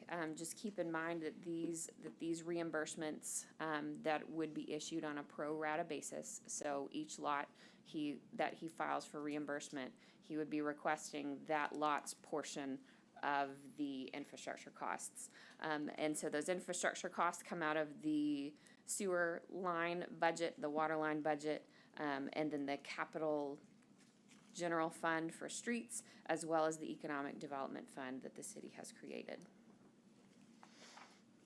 So on your screen here, you can see just a general layout of the property. It does include Park Street, which kind of runs through the top third there. The property, Mr. Crawford has indicated he would likely build it out in phases, but would be done with construction of all 3 phases in 5 years. Should he not complete construction or just 5 years is up and he hasn't built houses on all 143 lots, then the agreement would terminate and he would not be able to request any additional reimbursements unless he came back to City Council and asked for an extension or a new agreement. We do have some proposed designs here provided by Mr. Crawford, which is, as you can see, why we gave this a nickname of Project Craftsman.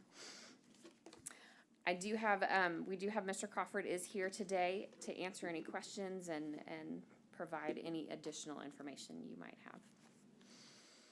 Okay. Mr. Crawford, do you want to speak? Sure, come forward. Thank you, Mr. Mayor and council members. My name is Jake Crawford with Crawford Construction and JBSC Development. I just would like to thank you for your consideration in this project, and I look forward to your questions or comments. Thank you. Okay. Is there public comment? Yes, ma'am. Pat Castella, Logansport Street. I'm not opposed to development, but I do have some questions, okay? I'm assuming this is yes. Has the developer provided the city with any information regarding the projected profitability of the project on an aggregate or per lot basis?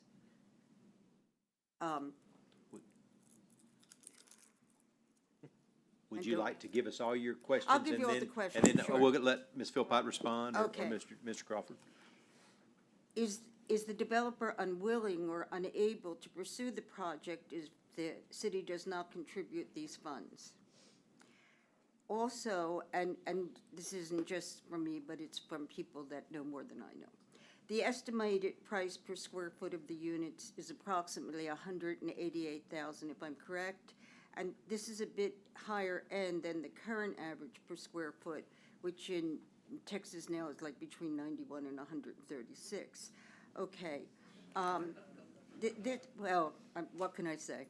And the problem is, why is the city subsidizing a profitable high-end development residential project that will generate substantial returns for the developer. I understand the city's tax information and all of that, but these are just questions that I would like to bring forward. Okay. What guarantee, and Mr. Corbett could hear that, what guarantee does the city have that it will be completed?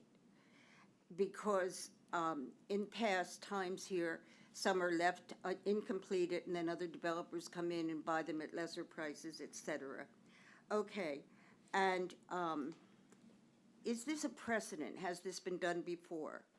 Because what we're dealing with now is a city that's concerned about infrastructure and things like that. And I'm just not understanding, the only answer I could get was that the reason for the request for this money is about interest rates or things like that. But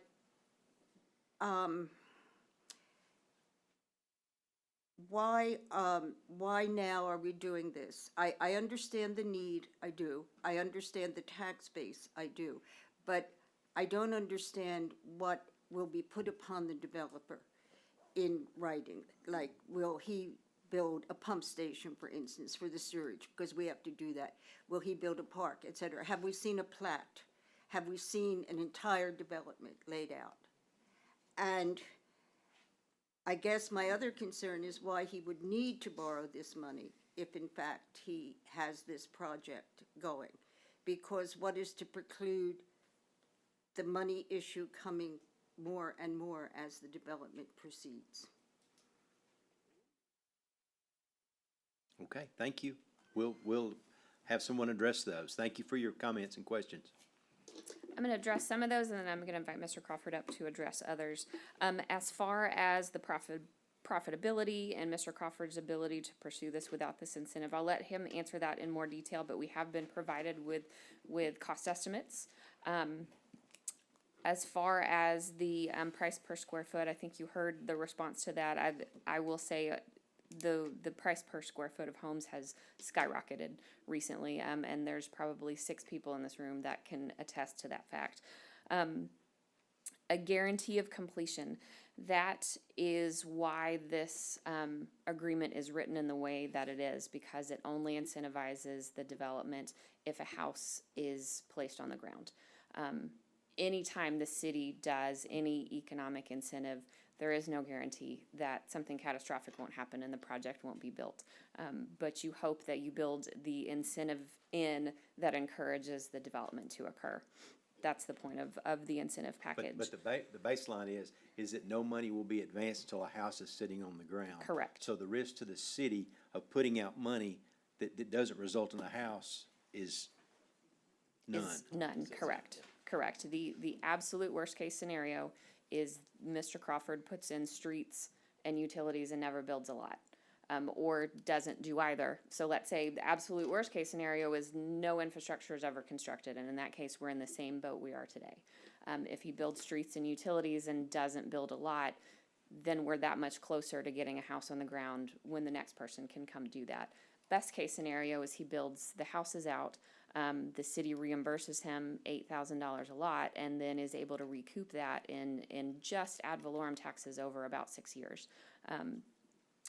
As far as the precedent, has this been done before? This particular agreement model, we actually saw in another city. So there's another city that used this specific model. There are many, many other cities across Texas that incentivize residential development. Do cities in DFW do it? No, because they don't need to. They have very high growth and they have a lot of residential construction. You see cities like ours in East Texas and in smaller towns that are incentivizing it, or cities that are trying to draw population growth and trying to draw residential development to their towns. I will say that Nacogdoches did have a residential development incentive program years ago, and we didn't do it well. I'll be very blunt and say that was not a great program because it didn't truly do what we hoped it would do. The program at that point was attempting to affect the price of the home and provided just a cash incentive to the developers upon development of the lots. And it wasn't tied to construction of a home, and so it just was not a great program, and it was discontinued many years ago. So yes, there is a precedent, and yes, if another developer comes and makes the same request that Mr. Crawford has made, we would go through the same process with you. You would have the opportunity to review that request on its own merits, though, and look at the type of development that was producing. Look at the housing demands that you feel were in place at that time. If Mr. Crawford builds 143 residential lots, will we have need to build another 143 residential lots? So each one of these requests needs to be reviewed individually. Why now? There are several other people in the room that I would love to ask to come up and speak when you open it up to the public, but I will just say, based on information from the Nacogdoches County Board of Realtors, the median asking price for homes in 2021 rose 17% over 2020, and the active listings dropped 33%. So we have higher priced homes and we have a smaller inventory. So in my mind, that tells me we need more houses on the ground. Why do we need to incentivize? I think it comes down to the fact that Mr. Crawford has shown us a business plan that indicates he cannot profitably build homes with the city's infrastructure requirements. Are there ways that we can lessen the cost of those infrastructure requirements? Yes, but that would require a lot of community input to change our standards, to change things like street widths and drainage requirements and things like that. And I don't know that the community necessarily wants to do that. So this is what staff is presenting to you as a way to get more houses on the ground that our community is telling us we need, as well as provide housing for new employees, provide housing for new residents, and increase the local tax base. And I'll invite Mr. Crawford up. Sure. Yeah, maybe, I think too that we don't have, maybe talk about your profitability of your project, and then also the cost of construction today. Yes, sir. So for this project, we are hoping to be at $185 per square foot, including the lot. That is our hope. As volatile as the market is right now, that's a guess. And so it's an educated guess, but it's still a guess. The profitability of this project, for me to tell you that, the truth is I just don't know. But based on your cost estimates and the number of lots versus what you anticipate for a selling price, as far as I think your cost estimate was $6,113,000. that's for our infrastructure. Yes, and sir. then your selling price and that broke out to be like $43,000 per lot. And yes, you're sir. anticipating a sales price on your lots? At $40,000 per lot is what we're basing that with the 40, house. hopefully 45, I guess. We hope. Just to be perfectly blunt, this is new for me, and I'll just say this because the question was asked. I've built several projects, small subdivisions in the county, and so I can give you those numbers. And can I do this in the city without the city's incentive? The answer is no. It is not possible. The infrastructure cost is too great, and so that is why we have requested this incentive. This project will not be possible. So if we are denied of this, we won't be able to move forward. The guarantee of completion, I think Ms. Larissa addressed that, but the city is at zero risk. Crawford Construction and JBSC Development has assumed all risk, because if we build all this infrastructure and never sell a home, the city's out $0. And so I feel like this is a win-win situation for everyone involved. Ma'am, you mentioned that we were why do we need to borrow this money? This is not a loan. It's a small portion of infrastructure that the city would take over. And I think your cost is just a little over $1 million on $6 million worth of infrastructure that will be handed to the city once it is completed. Did that answer all the questions? I think so. I think it is. One thing I'd like to bring up, and I don't know the exact numbers, Ms. Philpott, that you probably know, but the return on investment for the city, I think that would be good to know. The 8,000 per lot, what does that equal to at 143 lots, and how long does it take for an average of a $300,000 home? The tax that is brought from that, how long is that payoff, that return on investment? And I think that's something that would be good to know. And I think you'd mentioned before what that. So just using rough numbers, if a home, assuming these homes will have a homestead exemption, we're looking at about $1,500 a year in property taxes. So really, each house that's built, you get your return on ad valorem taxes in 6 years. Now, keep in mind, that's just with a flat tax rate and a flat valuation. If property values continue to increase, that return can come much faster. And that also doesn't account for utility sales or the added bonus of sales tax and things like that.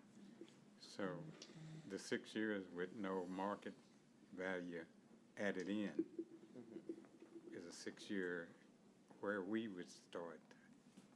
That's Okay. correct. You would be in the black in 6 years. 6 years. Mm-hmm. Okay, any other public comment or questions? Yes, sir.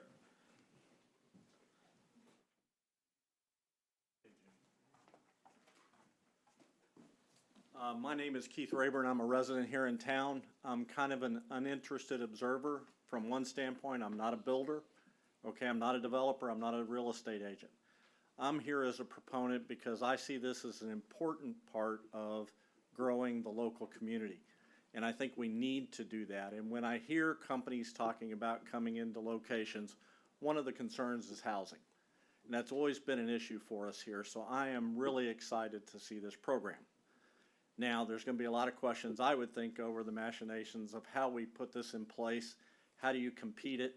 Because there's several builders here, there's several developers, and I'm sure you guys will have to go through that process.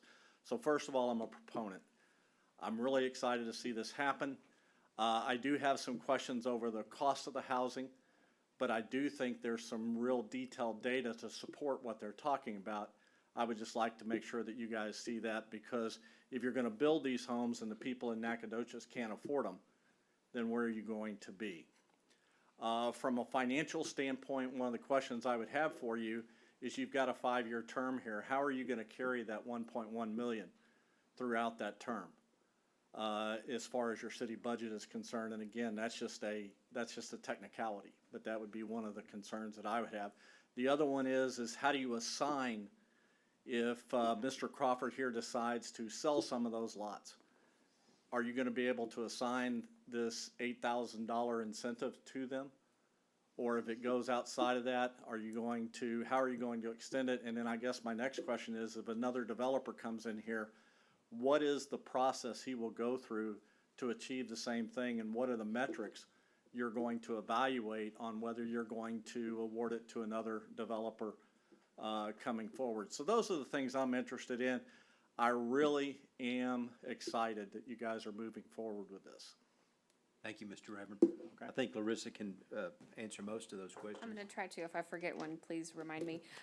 Regarding assigning, let's say Mr. Crawford sells a lot and someone else builds the house.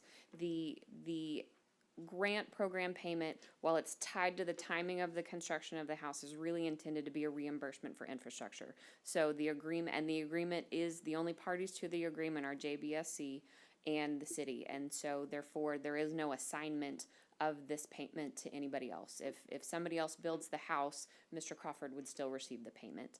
What was the other question? I apologize. What was the other question? How we're going to carry it through the budget. Thank you. Yeah, the Thank budget. you. I'm Thank sorry, you. yeah. Sorry, it's been a long night. So as far as budgeting, we will work with Pam Kerbo, the finance director, to try to ensure that we have enough money in those accounts every year.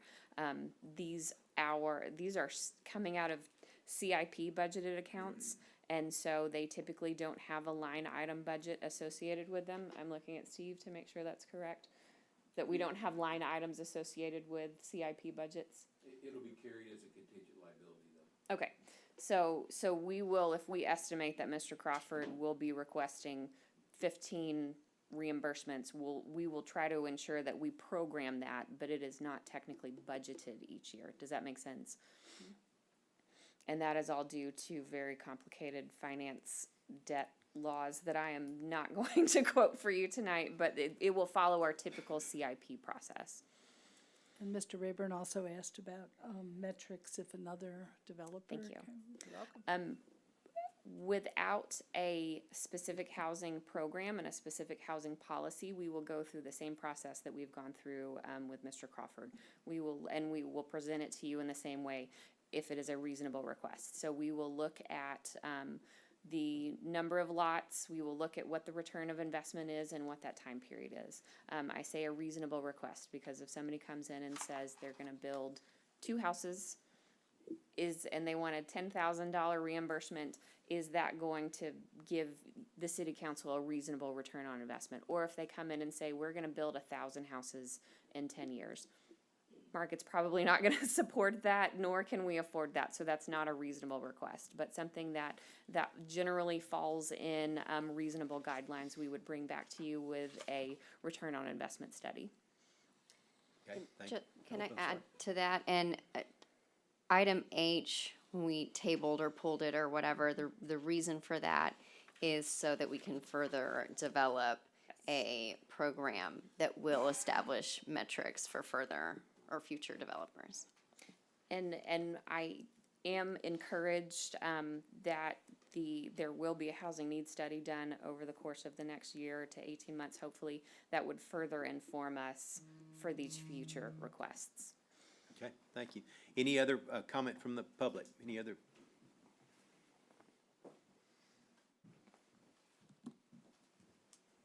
Mayor, council members, I'm Ed Poole, local real estate broker. Just want to, number one, say that I'm wholeheartedly in favor of this 380 program that you're working on. It's needed. I've been in this business for over 30 years, and I've never seen inventory as low as it is right now. In addition to that, we have people moving to Nacogdoches because we're growing. We have people that can't find homes because of the current market that we're in right now. We have people that routinely would be moving up or down in the market that are not moving because they have nowhere to go because there's no inventory.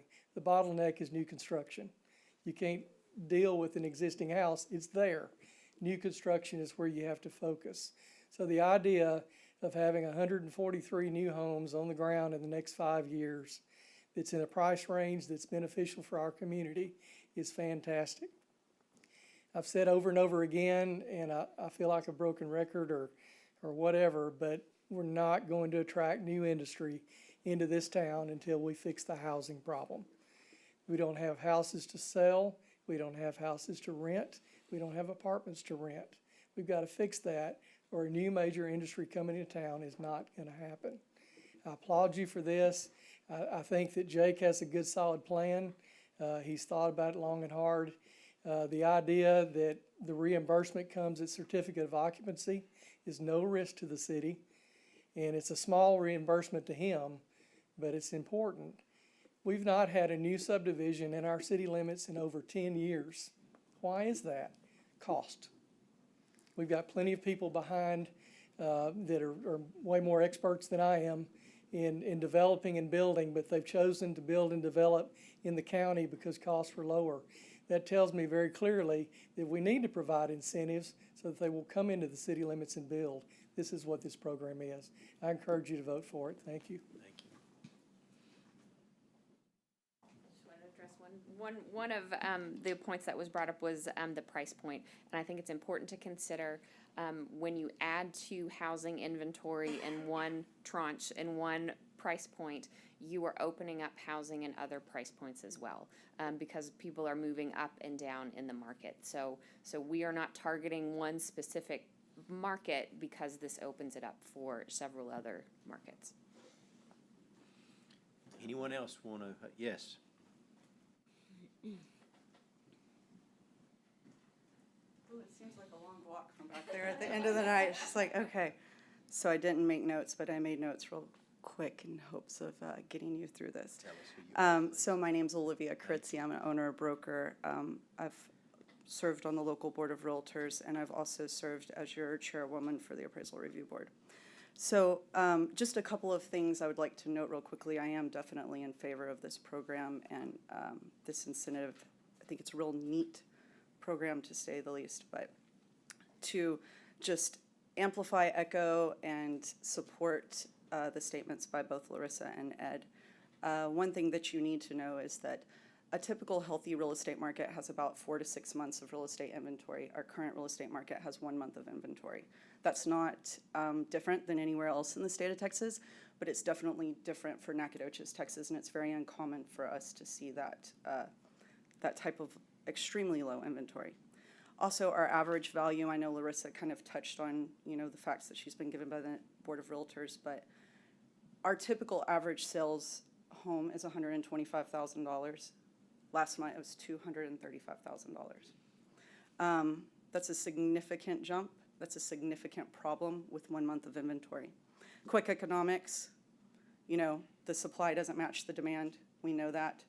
Clearly, an injection of homes, an injection of inventory will help make that bell curve back into a more bell-type shape over 5 years. Is that going to help us? Hopefully. Is this an eager project? Absolutely.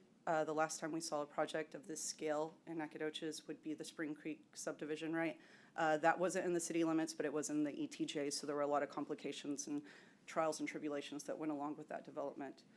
But we've seen what that has done for our community, and I think that matters.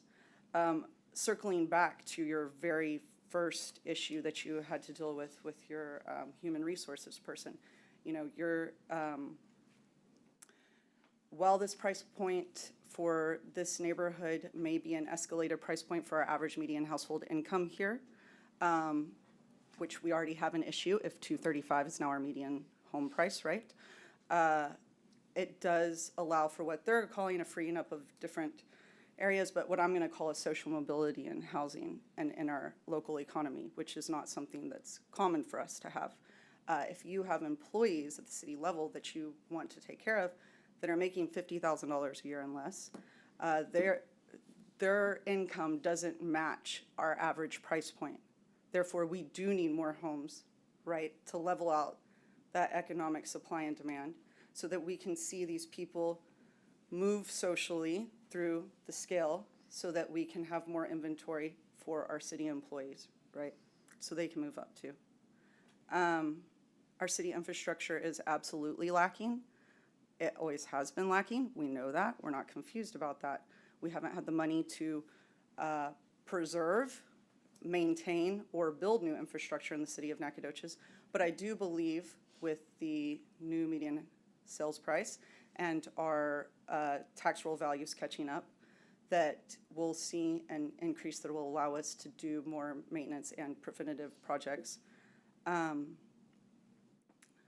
at this current moment, builders just can't. They don't stand a chance.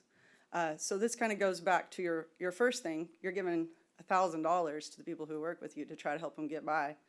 You know, how are they going to afford a house with the median sales price of $235 when they need $1,000 to get by? It doesn't make sense, right? So we'd be adding inventory for that issue. Let me see. Oh, on your ROI that they're talking about, while it does stand to reason that you would see that in 6 years, I believe you would see that sooner.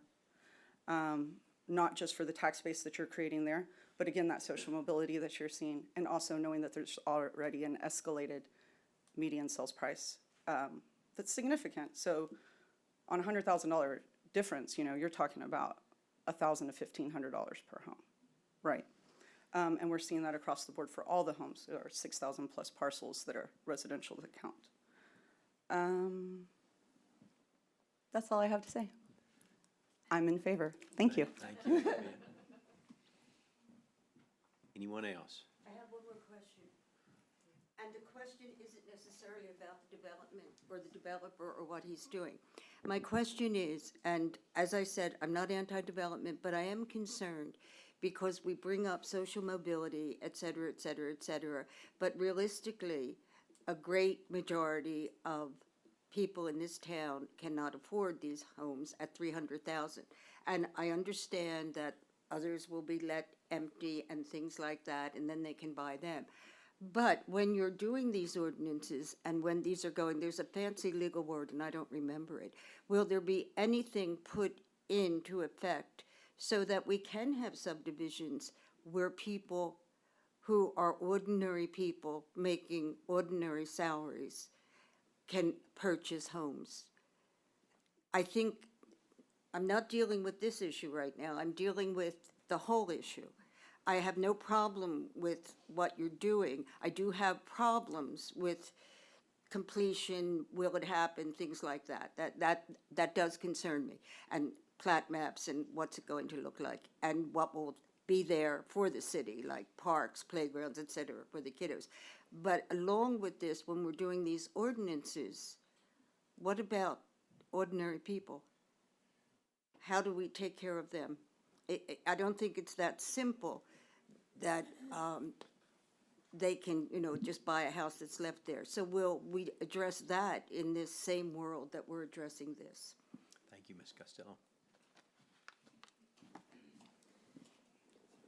If we are able to provide a more specific housing policy in the future, it absolutely would apply to all price points, and certainly would hopefully increase housing in all of the segments of the market. Especially if it is structured like this, the lot cost is the lot cost, as we've seen. And so if we were able to refund a percentage of the lot cost, that should be representative throughout all of the markets. I would also encourage us to consider things like fee waivers and things like that can incentivize development of existing lots and existing subdivisions that have never been built out. We have several of those inside the city that already have a water line and a sewer line and a street, but there's never been a home built on those. And so there are ways that we can incentivize those, and being older, more mature subdivisions, they would probably be at lower price points than this one would be as well. So yes, that is absolutely something we will address. Thank you. Anyone else? Okay. Council? Any thoughts? Mr. Anderson? I am very much in favor of this. Some of the concerns that have been raised, Ms. Castell's concern about helping people sort of throughout the economic range, especially in the lower economic range. Part of what this kind of development can do is open us up to economic development opportunities, employers coming in, which can predictably raise our average income here, which helps everybody have a better quality of life. It increases our tax base, allows the city to increase their services, and build some of the things that everybody wants: more sidewalks, improved parks, things like that. The more we increase our tax base, the more we're able to do those things. So I'm very much in favor of it. Thank you. Ms. Fisher? Sure. Before I start asking questions, I wanted to recognize the really hard work of city staff, particularly Larissa and our city attorney and our city engineer.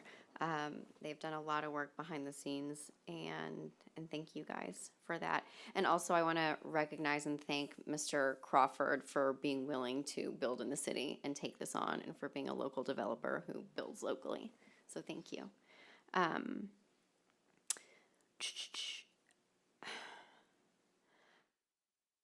I recognize definitely the need for housing across the board, but I have a few concerns, and one of them is a question, probably for Larissa. You said that Mr. Crawford needed $8,000 a lot to make this work, right?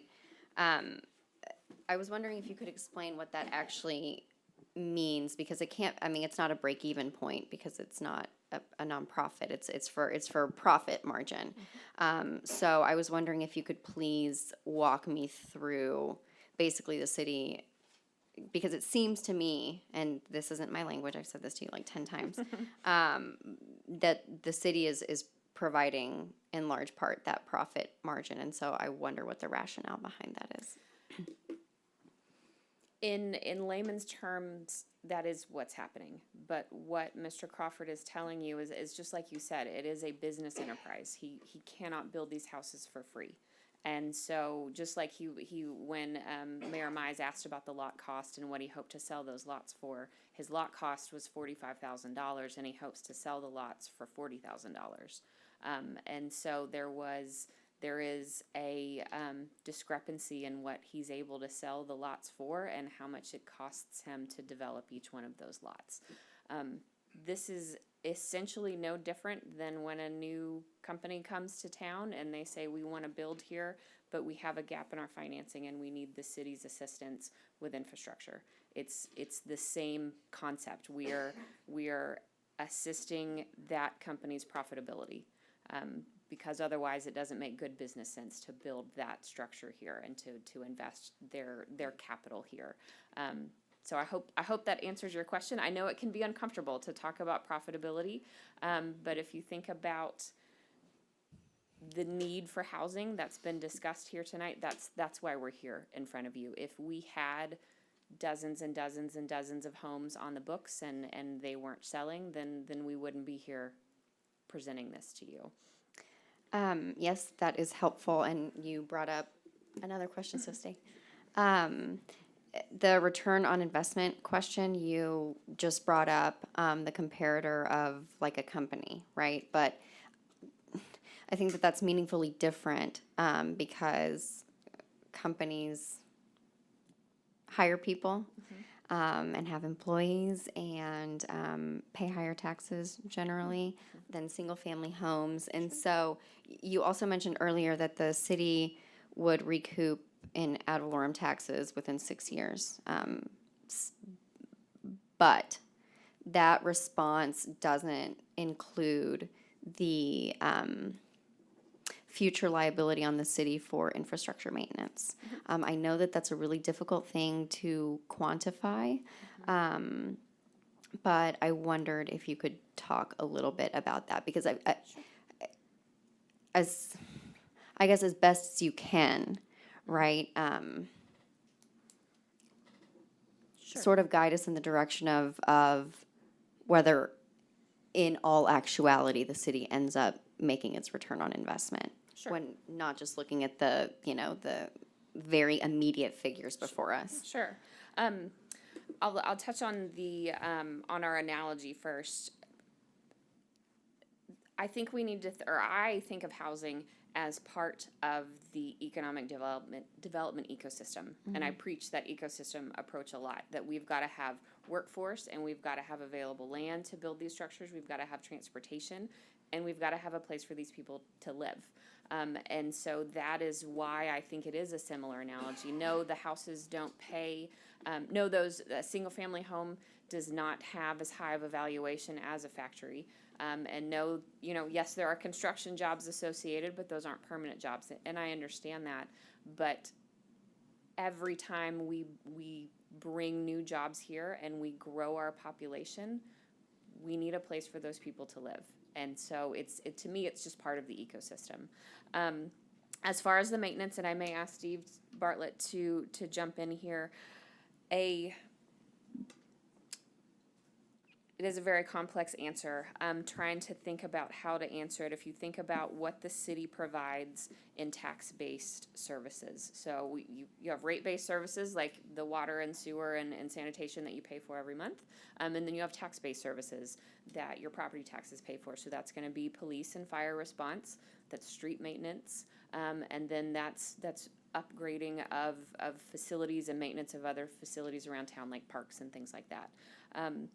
For a new street, I think Mr. Bartlett said earlier today, if a new street is installed and it's used regularly, that probably needs some maintenance in about 10 years. I don't know what that cost is, but just to letting you know. As far as water and sewer improvements, there's probably not a maintenance cost for quite some time. Steve, you want to jump in? Sure, excuse me, and that's correct. On the street infrastructure, probably after 10 years, we may do some very minor crack sealing and things that just are preservative for the street. We would expect a new asphalt street to give us 20 years of life in round numbers. As far as the water and sewer facilities, they're all made with very contemporary materials that have extremely long life. So your PVC piping and all your products that would be used would easily have 20 years plus before we would probably even begin to think of having to do anything with them. And even at that point in time, probably not much. So, Larissa, I also wanted to add, it's probably important that this isn't just an $8,000 stipend. It is basically up to 30% of the infrastructure cost. And then not to exceed $8,000. So this is really targeted at paying a pro rata share of the infrastructure cost for a subdivision that can't be more than $8,000. So some of the other items that the city's general fund essentially is paying for residents, police and fire response, 143 lot subdivision. I don't know the call volume, but it's probably not going to trigger additional police or additional firefighters. There is a tipping point, however, those do add up eventually. Probably not a large burden on our parks and our libraries. I think what you are also alluding to, though, is the city's land use fiscal study that was done a few months ago. Single family development like this is not as productive on the revenue side as more dense development. That study made that very clear, and it makes logical sense when you look at, Travis Clardy's law office across the street in a downtown building. The structure takes up the entirety of the lot, so that is a very high tax revenue per square foot of that lot. A single family home has a yard that is not producing much of a tax revenue. And so, yes, that is true. Commercial and industrial and downtown development does have a much higher return per square foot. We all understand, though, that not everybody wants to live in those types. Well, you can't live in commercial or industrial structures, but not everybody wants to live in a multifamily apartment or a duplex. And by and large, most of our population does appear to want to live in single-family homes based on the market demand. And so I understand that question is regarding the return on investment. Unfortunately, we have to do a pretty simple analysis. I think if I brought you 10 more of these, or let's say if I brought you 5 more of these, I think at that point, by the 4th and the 5th one of these developments, we do need to start looking at, okay, do we need to hire more police officers? Do we need to hire more firefighters? And at that point, we do need to start creating a more complex return on investment calculation. This, however, is such a small number of lots relative to the entire population that I don't see it has a huge fiscal impact for us. Okay. Does that answer that question? Yes, and thank you for bringing up the land use study. I just wanted to make a point that I think that you touched on, and that you've said earlier. If there is opposition in this community to providing city incentives for single-family housing developers, then those same people who are opposing that, when we are being told by local developers that city incentives are needed to make this work, can't also say, but we also need single-family housing and not multifamily. Like, you can't do both, right? If you're going to tout the flag of we need more single-family housing, then you're going to need to be okay with city incentives. One goes with the other. Okay. Well, thank you. I just had a couple more comments.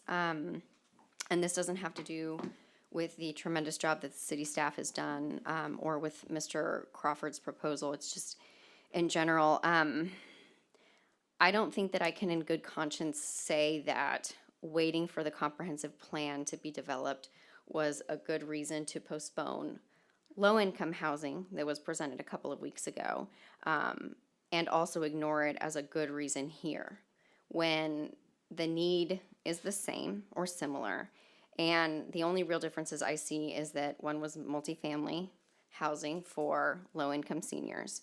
And the other is single-family housing for people who can afford $300,000 houses, in which the developer is asking for city incentives. I think that the importance of the comprehensive plan being developed is just as relevant for both. If you can use that argument for against low-income housing, it's applicable here too. I also, I want to point out that not one person spoke in favor of the low-income housing developments a few weeks ago. I think that Mr. Moore came and made a comment that wasn't necessarily against it, but we had one letter of support for the low-income housing, and the need is there for low-income seniors, but nobody spoke up for that. I have heard some community concerns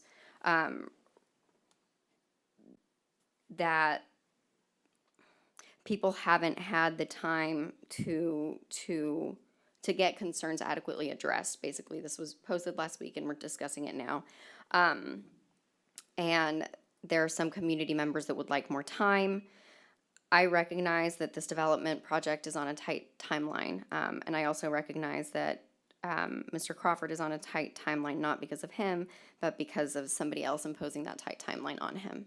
And I'm sensitive to that, and I'm sorry about that. I think that that puts us as a city in a difficult position, because then we are being rushed into a decision based on an outside timeline. And I'm not sure that that's fair for community members who want to have an input in this kind of thing.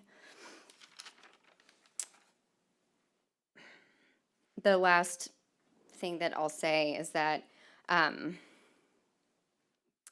I take issue with council approving a project like this based on need, when just a couple of weeks ago, council rejected the proposal of projects that also served a real need here in Nacogdoches. But that project just happened to be for low-income people. That's all. Okay, thank you. Mr. Bolden? I don't have any questions, I just have a comment, and I also like to, as council members have said, appreciate the effort by everyone to get us to this point.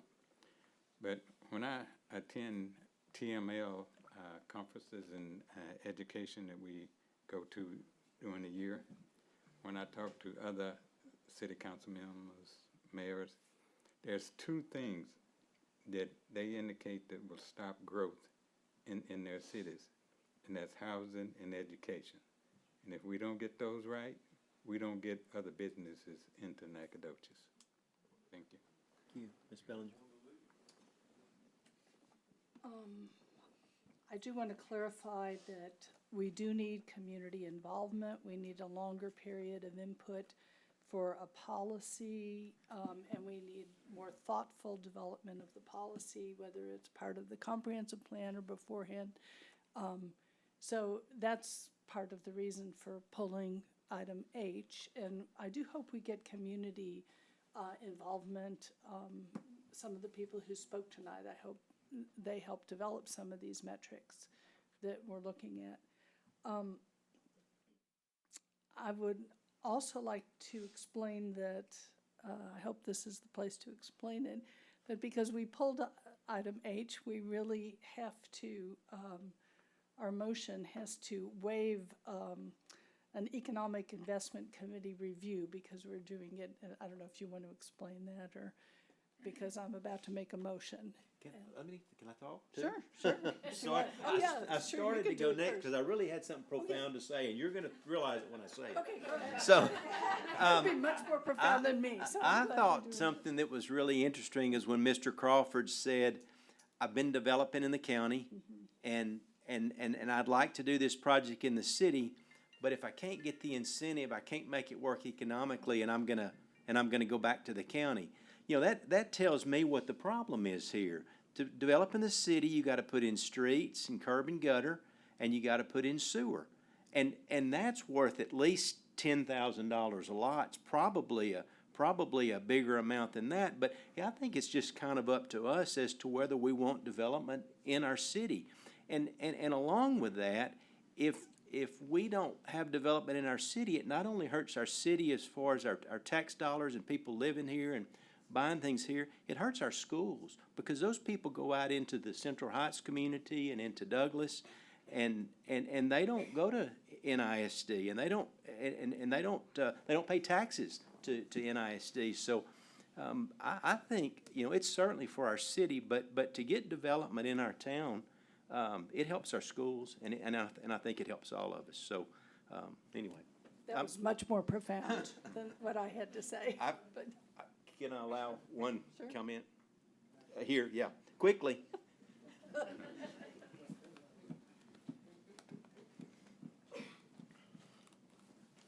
I'm Mike Lieberman, and I was not planning on saying anything, but I just want to address the council, and I have put subdivisions out of the city limits for the last 20 years. I've done one subdivision in the city limits, and I did not receive any assistance from the city and didn't make any money on the subdivision. And consequently, I've gone out and done 4 more outside the city, and I'm going to continue doing that because I didn't think there was any possibility of something like this. Now, y'all can talk about what you want to, but if the city of Nacogdoches wants subdivisions in the city, they're going to have to participate. That's what I talked to the city manager about a year ago. He asked me, and I'm not against anything in the city. I'm for it, but I didn't realize that this would be a possibility. So that's all I got to say. Thank you. Yes, ma'am. I have to agree with Amelia, Councilwoman. It seems like we have a double standard operating. We negate low-income housing, but we accept high income. I don't know how one justifies this. I'm not fighting your development or anything like that. I'm fighting the whole issue, because I appreciate the realtors and I appreciate all of that, but I also appreciate that I grew up in a world where it was a real treat to be able to have a house or to live in it, and we don't seem to be acknowledging that group in our city. Thank you, Ms. Costello. Yes, sir. Last one. Thank you. Okay. No, I can't do that. Never mind. Y'all can talk as long as you want to. And I apologize because I didn't intend to speak either. My name is Robert Flores. Thank you for giving me the opportunity. I will start by saying I'm a little bit shocked at some of the conversations we're having about a $40+ million investment in our community, and we're trying to find reasons why we maybe shouldn't do it. We talked about a return on investment of 6 years perhaps on the investment for the city. I look at it about 2 years, because there's also a tax for the school district and the county that'll be picked up off of this as well. And if you don't feel like it's important to get the additional tax to our school district, as you said, then we're not supporting our school district. We just had a 3 years ago, a huge bond issue to support our community, teach our students how to come out of high school, go to college, and be successful. And to sit here and think about taking an undeveloped piece of property that probably raises, I don't even know, I didn't look, probably $2,000 a year in taxes, and at some point get $800,000 a year in taxes at a $300,000 rate, I can't understand why you'd be against it, number one. Number two, just as important, when you look at our community, we need housing to grow. We absolutely do. Our county needs money, our school district needs money, and we need to come together and find ways. I'm concerned about the builder because I'm in a trade that cost of materials are skyrocketing. Also inflation. Interest rates are fixing to go up. In a $300,000 home, I don't think time's on our side to say, well, let's go back and think about it. Let's, erase the chalkboard, regrow. We have to either make decisions and we have to move on, or we just need to stifle. I think each person here has brought up good points, and I think each council member is trying to make the best decision for this community. But we have to move. We can't just say, well, let's wait and turn down a $40 million investment. That $40 million is going to cost construction to build it. If it's spinning this town, everybody gets a part of it. You have people doing HVAC, roofers, concrete, so forth. That money's we put in the community, and it's gonna turn over and over and over. Like I said, I didn't wanna get up here and speak, but as far as I'm concerned, we need to move, or we need to tell people in our community and people that wanna come to our community, we're not willing to invest in our community. Thank you. Thank you. Ready for a motion? Yeah. Okay. Do you mind if I clarify? Please do clarify what I'm about to do here. So, if you are going to move to approve, we do need to include that waiver of the Economic Incentive Review Committee, and then also your motion, if we are amending, the rebate, the program payment, it needs to be amended to 30%, or $8,000, whichever is the lesser amount. Should you wish to include those. Okay. So, I know it's weird to move to, well, first of all, I want to say there are a lot of other variables involved, and I'm not going to go into them tonight about the differences. But I'd like to move to adopt Resolution 1298 and waive the Economic Investment Committee review and modify what am I modifying?